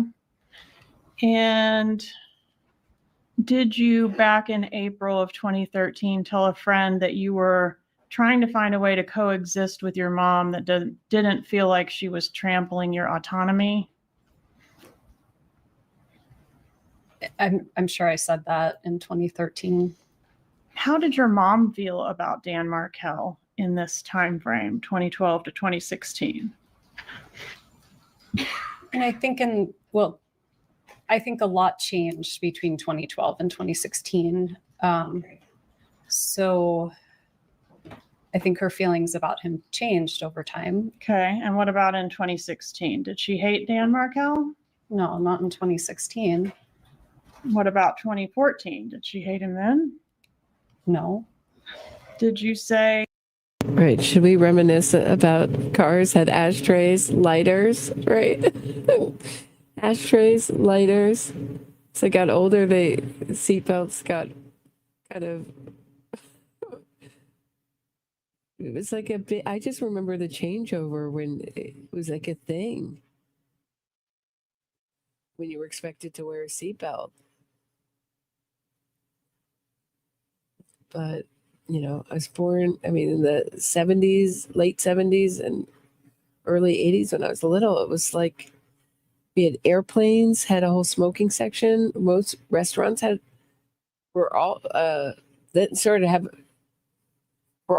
could smoke in restaurants, and then they had smoking sections in restaurants. And then it all came from California, and then it all got, but as teenagers, we would go and have coffee and smoke. It's crazy. Yeah, they had smoking places in high schools for the kids to smoke. It's very different world. But this whole thing of this is very soft. I don't know how anyone develops any grit. Because things have gotten easier and easier for everyone. Do you remember giving a law enforcement interview in reference to this case? Yes, I remember. That was the same day that Mr. Markel was shot, correct? Yes. Okay. And did you say in that interview for court and counsel, I'm referring to page 288, lines 24 through 289, line 1, quote, "My parents have more reason to dislike Danny than almost anyone else"? At that point, I was sitting with law enforcement for 6 hours and had just been told that Danny had been shot. So I was in shock, and I was trying to help the police think of anything I could possibly think of that would be helpful. And are you suggesting that after 6 hours you became fatigued to the point that you started saying things that weren't true? No, I didn't say anything that wasn't true. I just was in shock. I just kept talking and talking and talking. When your mom is really upset about something, does she talk about it a lot? Yes. And when she talks about it a lot, and I'm referring you back to this time frame, does she talk to your brother Charlie specifically a lot? My mom and Charlie have always talked a lot. Okay. And was Charlie kind of like your mom's problem solver? I don't know about that. I kind of feel like it was where she would help him more throughout childhood and adulthood. She would help him solve problems, not really. She definitely did a lot for him, didn't she? She did. She helped him with his business. She helped him with his personal life, his finances, his bills, remember to pay the whatever. She was like still mothering him into adulthood, right? Yes. Okay. But as far as meddling in your life, did your mom feel that Charlie could make more progress with you than she could on items like who you were going to date? I would just be guessing about that. Okay. At the time of Dan Markel's murder, was the defendant, your mother, very angry at Dan Markel? Before he died? Yes, ma'am. Yes. And you hated him too, right? At certain points, I was very frustrated with him. Did you refer to him as an STD? I don't remember saying that. Tab 5. I find this so interesting that she referred to Dan Markel as an STD, because according to Jeffrey Lacasse, she was sleeping around all the time. And she had this boyfriend who convinced her to be, I don't know if he's the one. I mean, she blamed this philosophy that she inherited or espoused on this boyfriend, who's now a drama teacher, right? Is drama or literature? He's written a couple books on theater, on this idea of being sexually free and non-monogamous. So Dan Markel, never heard about any affairs or infidelity on his part. Jeffrey Lacasse complains that Wendi was sleeping with this ex-boyfriend in the morning and then sleeping with her in the afternoon, and God knows who else, and another guy. I mean, she has so many men on her roster. If anyone's worried about bringing in STDs, it should be Wendi. But I mean, so she's comparing Dan Markel to an STD, saying that she's stuck with him for life. It's just an odd. I mean, I know Jeffrey Lacasse said, when you have children with someone, yeah. I mean, you connect yourself to that person for life when you have children with a person. I don't know. It's not Dan Markel's fault. It's her choice. It's so narcissistic. They can't accept that they were took any part in creating their current situation. It's always like with Donna Adelson, it's this family's cursed, right? Like it's something from the outside. Dan Markel is haunting me from the grave. It's like a supernatural force. It's not the fact that she took part in murdering her ex-son-in-law. It's some kind of supernatural force. She's being like Lady Macbeth. She's being haunted by the ghost of the man she killed.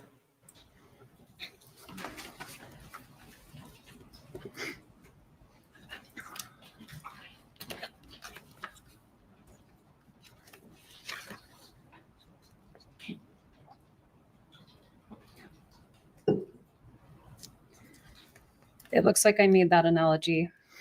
Danny is an STD. One wrong mistake, marrying him, and this will never go away. Is that what you said? I did. And did you share that kind of sentiment with your mother?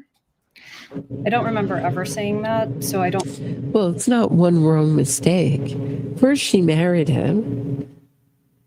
Then she could have left him any time. Then she had one child, then another child. So there were every time she could have moved away from Dan Markel before her life got more enmeshed with his, she moved forward. So she broke off the engagement before they got married.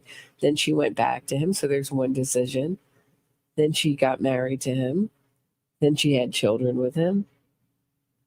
Any time, one child and another child.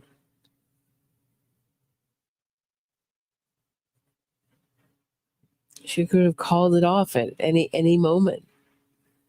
But it wasn't one wrong move. It wasn't like one snap decision. Like I decided to have vanilla ice cream instead of chocolate and your life is messed up forever. And you wonder if she was calling the shots or her mother was. I think it's something I said very often. And this was said in an email on February 26th of 2013, correct? It was. Approximately 17 months before the murder?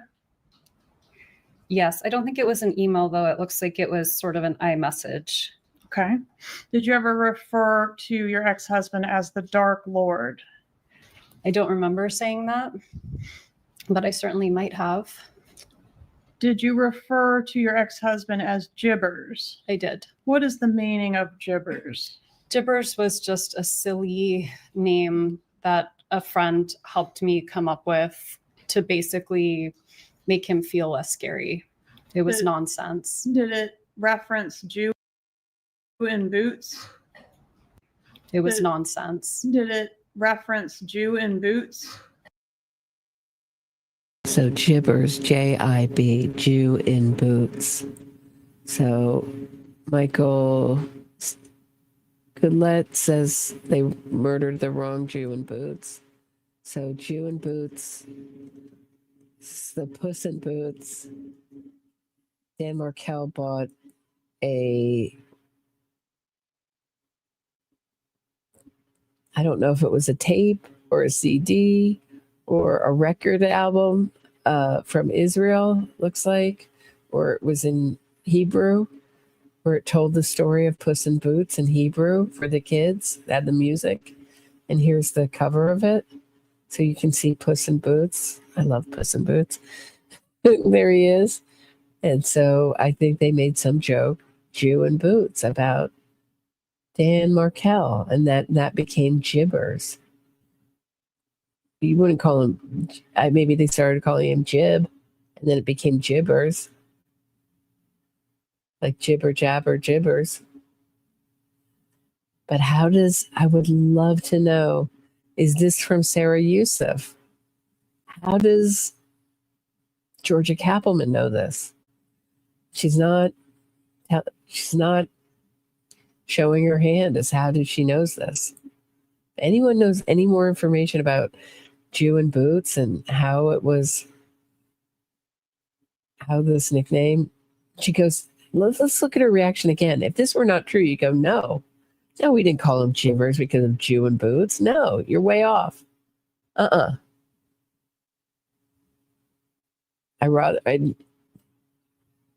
she says, I don't think so. So she's unsure. So it could be that she doesn't remember. What did she say exactly? Unsure, doesn't remember. Gibbers was just a silly name that a friend helped me come up with. friend helped her come up with was that Sarah Yusuf, who's now turned against Wendi and says that Wendi was saying after Dan Markel's murder that she was going to be doing life in prison.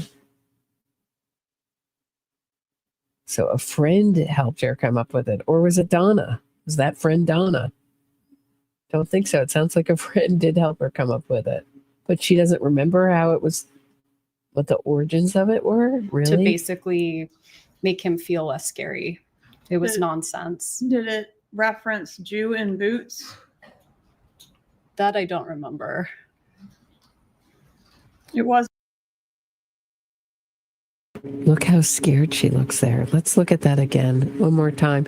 For those watching, for listening on podcast, she gets really startled and really scared for a second. That's what I see in her face. Let me know what you see. One Scary. more time. It was nonsense. Did it reference Jew in boots? That I don't remember. It wasn't a friendly name. Of course she doesn't remember. So if you don't remember, you can't be charged with perjury. You can't be legally charged for having a bad memory. You can be charged for willfully lying. It's really hard to prove that you don't have a terrible memory and that you're not suffering from some kind of passing amnesia. I just want to see that one more time. I just want to see her face one more time.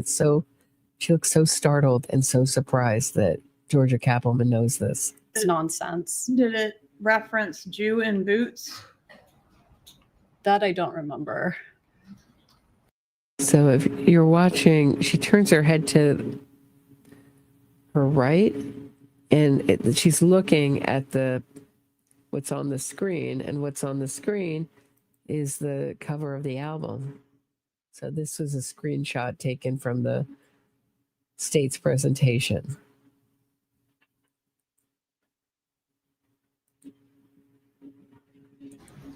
It wasn't a friendly name, right? It was a silly name. Did you ever say that you hated Dan Markel? I don't remember saying it, but I certainly could have. Tab 31, please, to refresh your memory.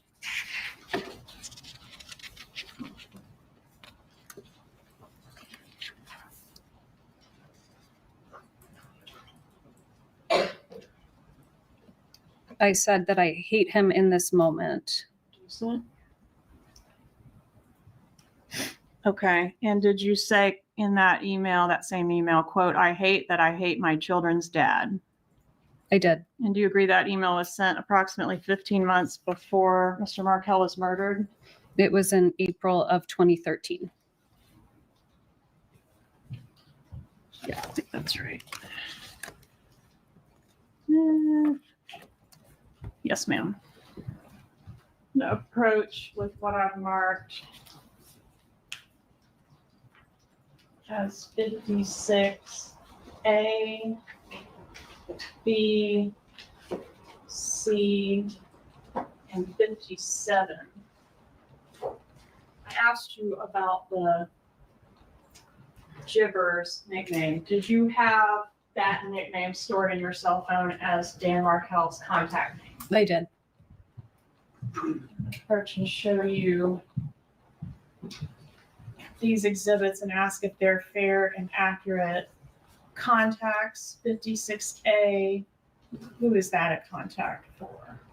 You know, it's my mom's phone number. So that would have been, it's a picture of Ben as a little guy and my mom. okay. So fair and accurate contact Yes. from your phone for mom at that time. Yes. And then 56B. That's my dad. That's his phone number. It is. 56C. That's my brother. Charlie. Yes. Okay, fair and accurate phone number for him at that time. Yes. And then 57 is that the contact you had in there for your ex-husband, Dan Markel. Yes. Judge, at this time, I asked to move into evidence 56 and 57. Any objection? Okay. States 56 and 57 are admitted at this time.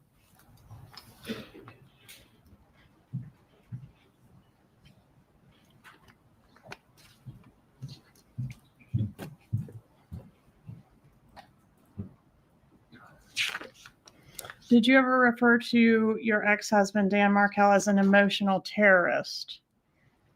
I very well could have. I don't remember saying that, but That one's on tab 34.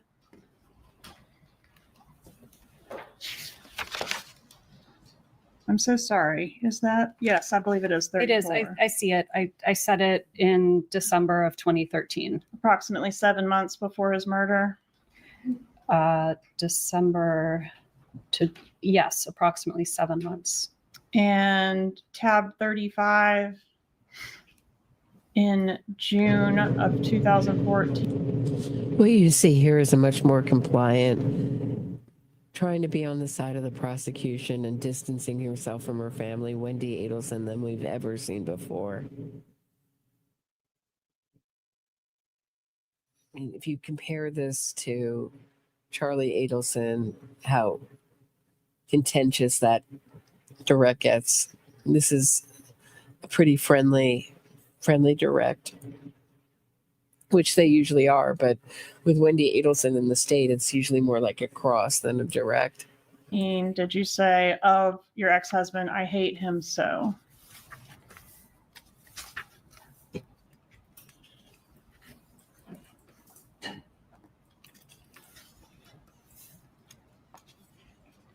I don't see it. Are you on tab 35? No, I was on tab 34. It's tab 35. Sorry. Yes.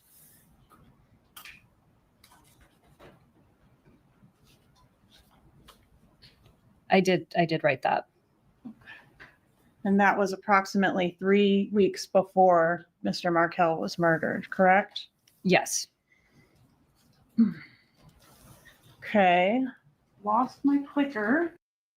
I hate Tallahassee. He's like an STD. I hate him so. And strangely, he ends up murdered. I mean, who expresses this much dislike for one person that ends up murdered in their driveway in a way that strangely helps Wendi Adelson? Not in the middle of her teaching, right? Because this was July. She had to be on, they had to be on the summer break, right? From teaching. Am I wrong about that?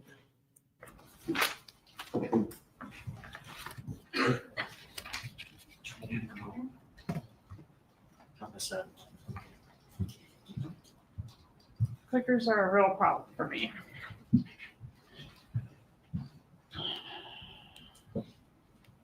All right, next I want to ask you about Mr. Markel's response to your petition to relocate. Is it fair to say he was adamantly opposed to that motion? Yes. All right, and you all fought over things large, of course, but also very small, like in this pleading, a tennis racket is mentioned, right? Yes. And, oh, jumped ahead on us. Okay, let's go back. In Mr. Markel's response for court and counsel, this is page 82 of Exhibit 60. He indicates the husband affirmatively alleges that the wife helped herself to non-marital assets, including money and stocks owned prior to marriage, as well as numerous personal non-marital belongings of the husband, such as luggage, bicycle, tennis racket, and family heirlooms. Did you take those things when you vacated the property? I did remember taking his tennis racket by accident and I returned that, but otherwise I didn't take his belongings. Did you strategize to leave him in a way that would cause or inflict maximum damage upon him? No. Is that something your mom ever said? I don't remember that. Did you discuss with your mom how and when you would leave your marriage? I did. Do you recall a November 2nd, 2012 email where Dan Markel was saying to you, let's put all this aside. This is all about the kids. Let's act toward each other in a way that they can be proud of. Did he say that to you? I remember reading an email like that. All right, and we talked about the Aqua Ridge apartment, or I guess it was a home residence. Is this a fair and accurate photo? I've blurred your kids' faces, but of the living space there? Thank you for doing that. Yes, that's our home. Okay. And did your mom help you secure this place to live? Did she have any involvement in that? She did. Okay, what involvement did she have? She helped me move in. Okay, did she help you locate the place to live? I think so. Okay. Did she come up and look at places with you as well? We did. Okay.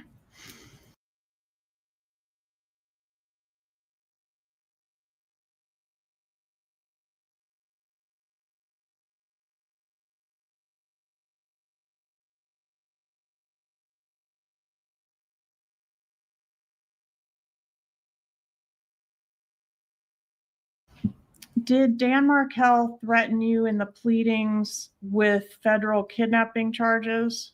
He did. And that was associated with the way he claimed that you left the marriage? Yes. Okay. And he says you took the kids and did not tell him where they were for several, I think I've seen days and weeks. Is that true? It's true that he said that. It's not true that that's what happened. What was his position on your motion? How do you take someone's tennis racket by accident? Did she have an identical one? And what were the heirlooms besides her wedding ring? What were the other heirlooms that she took? I have a feeling that she's right on, that Dan Markel is right on for the right on about her just going through the assets and taking what she wants. To relocate. We did talk about it before I filed it, and he was amenable to figuring it out. But once I filed it, he was against it. Okay. Did he allege in his response that the sole stated reason that you wanted to relocate was to be closer to your parents? He did say that in his response. And is that the response that your mom referred to as his 23-page rant? Probably. She had a lot of thoughts about that particular filing, didn't she? Yes. Okay. And she laid those out in an email to you. I know you remember. That's the whole your non-negotiable is relocation. Yes. Do you recall having 2 long mediations to try to resolve your divorce without a trial? Yes. And were those mediations successful? They were not.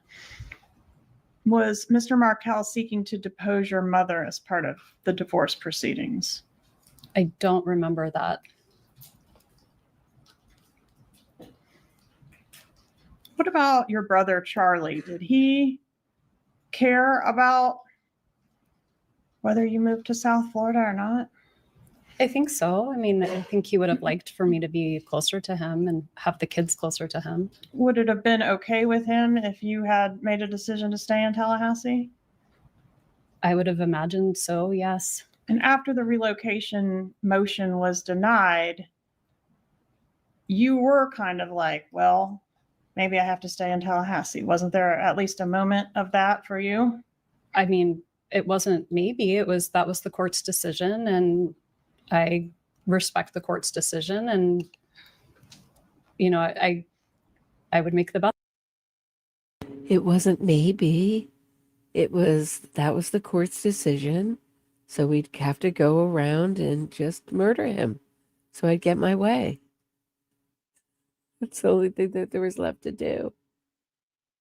So sick. What about Charlie? Was he outraged by the court's decision? I honestly don't remember him being outraged.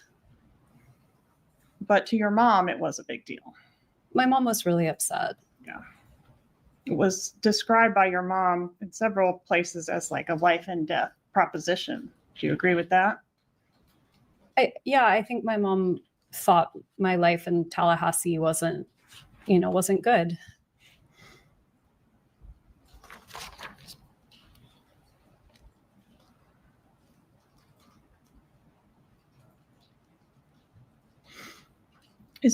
It wasn't that her life in Tallahassee wasn't good. It wasn't good enough for an Adelson. She needed to be making the big bucks at in a prestigious place, in an it town, but mainly bringing in the big bucks. And that's how she sold it to Wendi, that she could offer so much more to her kids. What more could she offer to her kids? After a certain point, but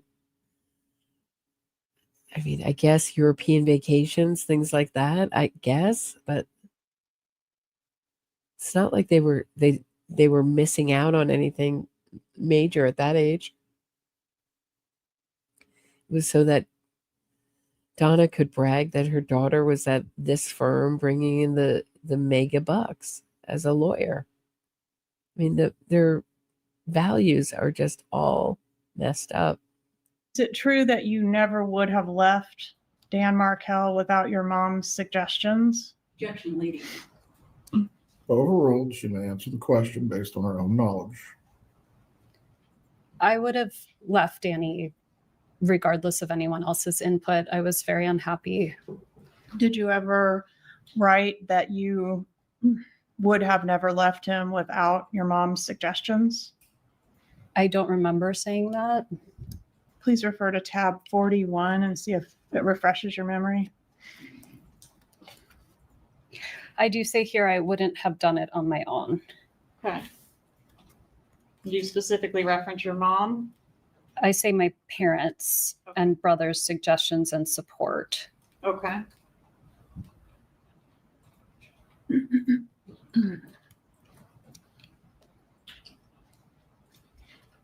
I think because I wasn't happy, but part of me thought maybe I would just stay until the kids grew up.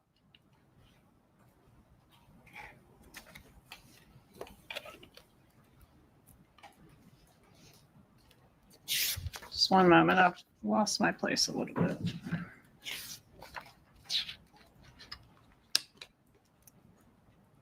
All right. I think you already testified you did not offer your mom your divorce petition to edit.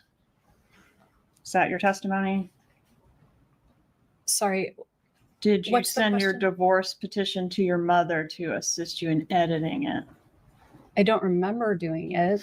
Okay. And did your mom also pretend to be you to Mercer University to help you complete your divorce affidavit? I have no memory of that. Got a little pop out here of this email from your mom. Obviously, I pretended to be you contacting these financial institutions. Is that something that she would normally do on your behalf? Pose as you? I had very little understanding or involvement of my financial situation. And so that might have been an account that my dad had created for me or that had like co-signatory authority. So that's possible. Okay. And here, did you forward a letter that was written on or sent to you on December 19th of 2013 from Dan Markel, where he was kind of wanting you back and making a lot of concessions? I'll stop coming home late, etc. Do you recall that long email? Did you forward that to your mother? I very well may have. And do you recall she replied with sort of a paragraph by paragraph breakdown of that, Dan Markel email? So I see that here. I mean, I certainly didn't remember, but I see that there's a shocking surprise she doesn't remember. Now that's something different. Wendi Adelson doesn't remember something that doesn't make her or her family look good. Shocking. There's a response here. Okay. I think I've got her responses. Did you respond to her? Very nicely done, Mom. This is great. It looks like I did, yes.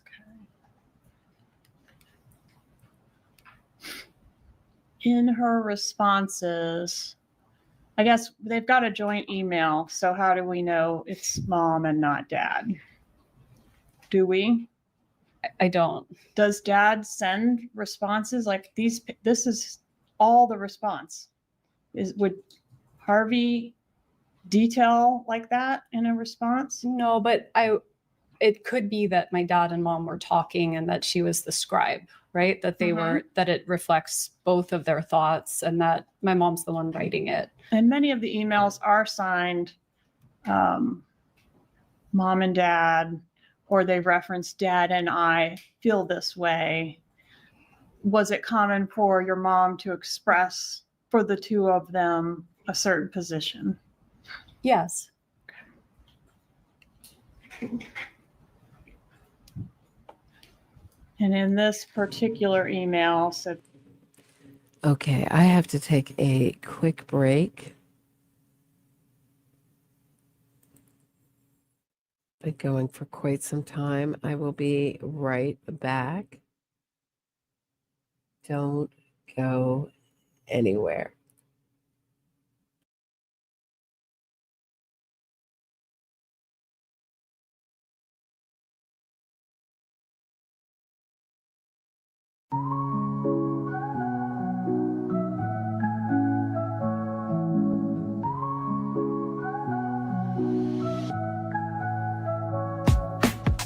Mic check, Roberta strides through the static haze. True crime Gotham where the shadows play their plays. Fraudsters fold when a spotlight beams.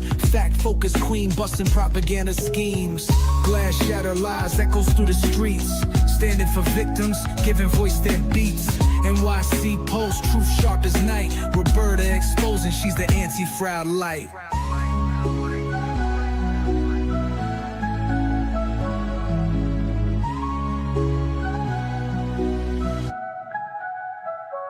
Hard task warrior, dissecting state and defense. Twisted innocence, claims breaking pretense. Gotham's truth seeker cuts clean with the blade.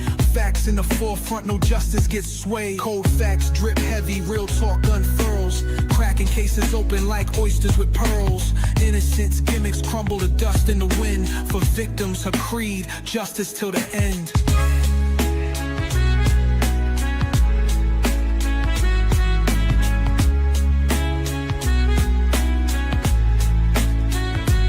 Headphones blazing, she drops heavy artillery. Narratives twisted, meet blunt object civility. Roberta got receipts that unravel the ploy. Exposing the lies these fraudsters deploy. Glass shatters lies, echoes through the streets. Standing for victims, giving voice their beats. NYC Post, truth sharp as night. Roberta exposing she's the anti-fraud light.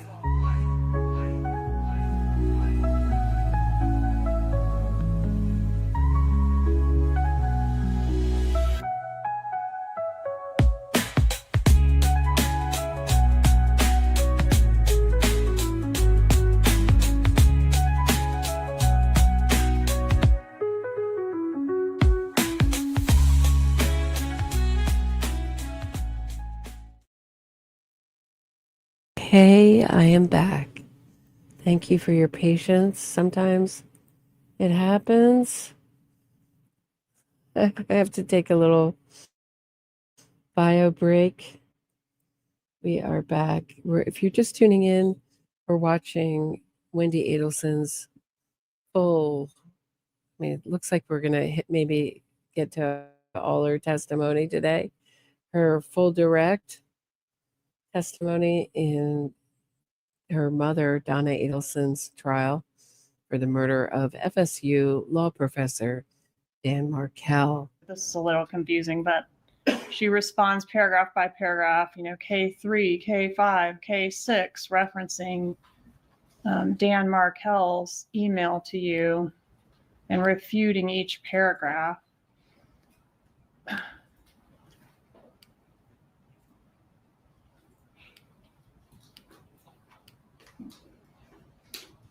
And she felt that his position was outrageous, right? Yes.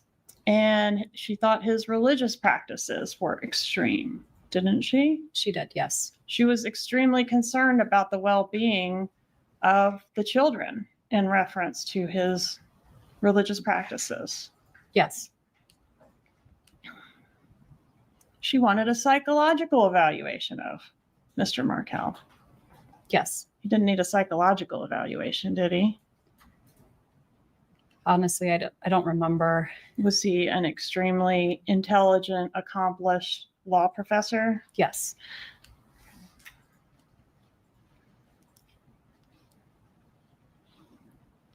Did your mom ever call Dan Markel any disparaging names around this time frame? She did. Okay, including piece of shit? Yes.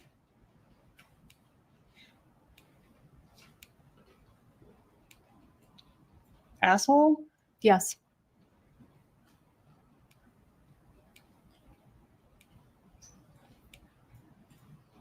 A narcissist? Yes. A bully? Yes.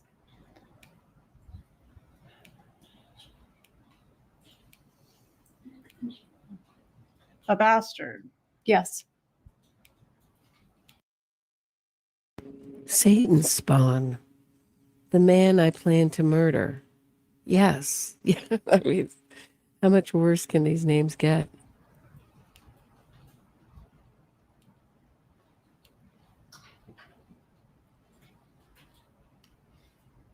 Did your mom help you prepare for your meetings with your divorce lawyer? My mom offered help, but I don't think I needed help preparing for meetings with my divorce lawyer. Who was your divorce lawyer? Kristen Adamson. Your mom, in an email dated January 9th, 2013, indicates that she thinks the job opportunities that you had in South Florida was a major bargaining chip in your divorce. Did you agree with that? Did I agree with it at the time? Yes. I don't remember. And she did a lot of work sort of making arguments to that point, didn't she? I believe so. And did you forward your correspondence with your lawyer to your mother? I did. Publishing 64. I'm going to skip to J. She wanted to be kept informed, right? Yes.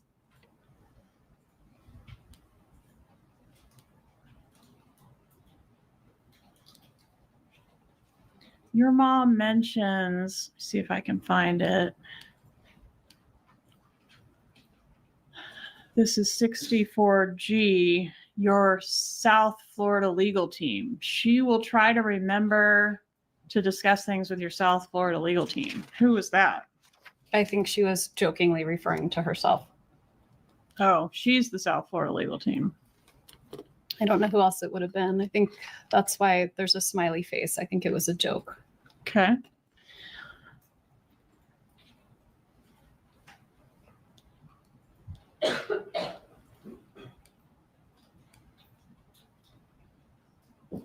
More questions for your upcoming hearing with your attorney. Did you forward your mom's questions or ask your mom's questions when you met with your attorney? Probably not all of them, but if there was something that I thought was useful, I probably forwarded it or had a conversation about it. And here you can see in paragraph 2, your mom referred to Dan Markel as Gibbers as well, right? It was a silly name. Yeah.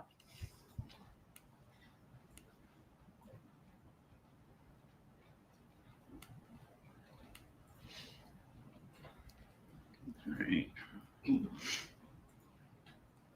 Let's go to the order denying your petition to relocate.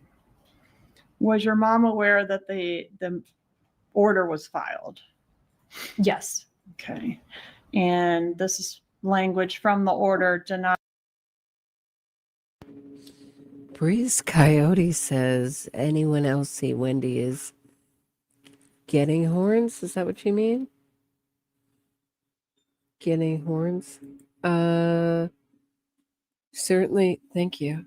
Certainly she looks, I'm not sure if she was trying to tease her hair up in the back or if that was just she straightened it in the front and couldn't reach the back. I don't know.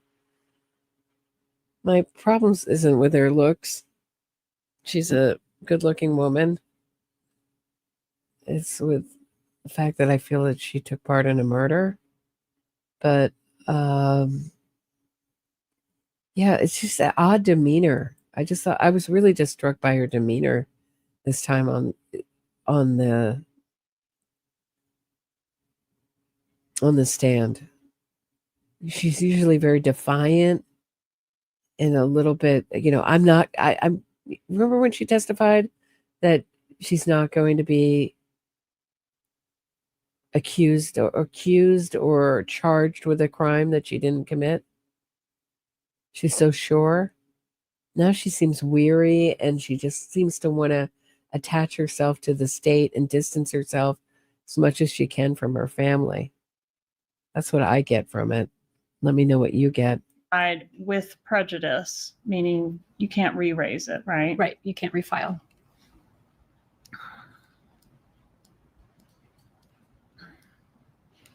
And your mom wanted to fight the decision, didn't she? She did. Did you feel railroaded by her in this email where she's kind of bullying you to keep fighting? Judge Honor, the prosecutor's testifying. Please rephrase your question. Did you feel railroaded by your mother? No. Okay, but she wants you to continue to take action. It was denied. I wasn't taking any more action. Not any more legal action. I was not taking any more action of any kind. Didn't your mom have some other ideas for some other actions that could happen? She did. She did want to take it to an appeal. Do you remember that? Actually, I don't remember, but that's on tab 43 of your binder.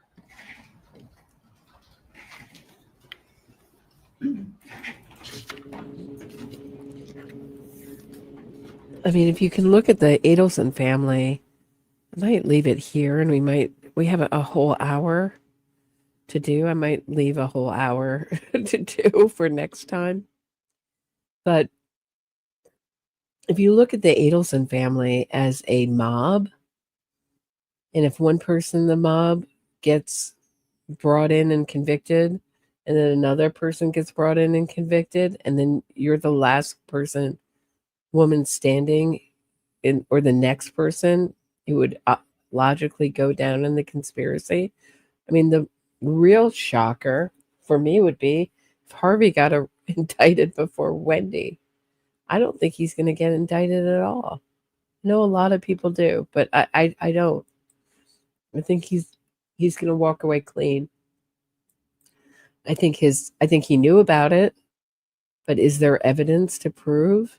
He didn't say much on that tape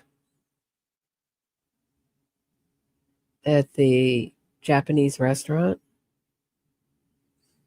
So I'm going to end this episode the way I end so many of these episodes, with a victim impact statement. It's a shorty written to Judge Hankinson. We had the merit and pleasure to know Danny and see him at our shul often. When he just moved to town and later with his kids, he would come with them and set an example of a loving and dedicated father. He was always so friendly and had a great influence on the community. He was our Cohen priest who would do the priestly blessings for us. His passing was a great loss for us, personal friends, and for community, as a friend and a role model for a guy who was so dedicated to Judaism and to his children, while at the same time a hardworking man. We miss him very dearly, and he will forever be remembered. Rabbi Schooner and Shani Orkerman, Shabbat of Tallahassee. So I don't know if you can hear it, but they've started the nightly working right outside my home. They're ripping up the pavement outside my apartment. And this is like when they start. So I think this is a good place to stop for the night. It's so loud. I can only assure you that it's so loud here. So incredibly loud.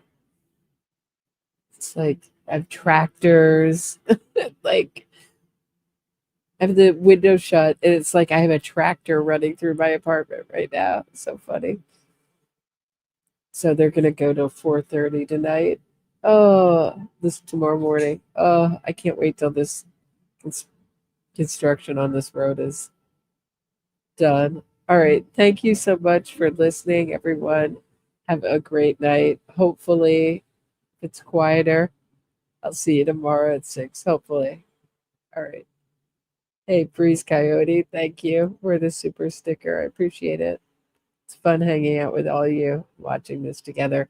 We'll do. Yeah, I put the background noise thing, so you shouldn't be able to hear it, but I can tell you it is super loud. Oh, it's super loud here. See you tomorrow. We'll hit the rest. All right. Have a great one.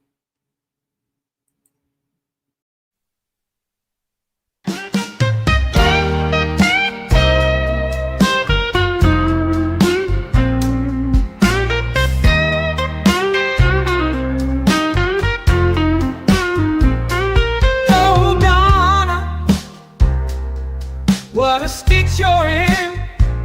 You plotted a murder 'cause you wanted to raise your daughter's kid.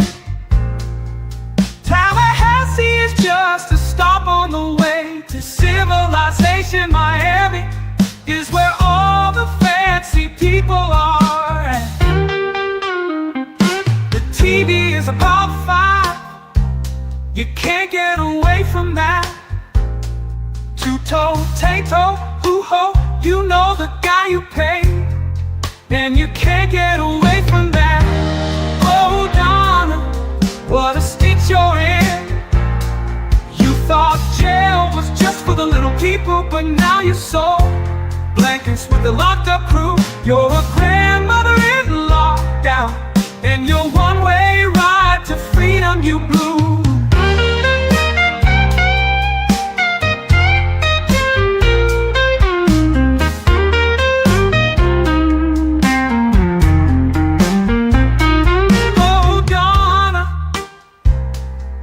What a stitch you're in. Your family are exiled from the social circles you swam in. We all know you never made that banana bread or offered to babysit for Dan, but you'll soon be making license plates and thinking about what could have been. Oh, Don.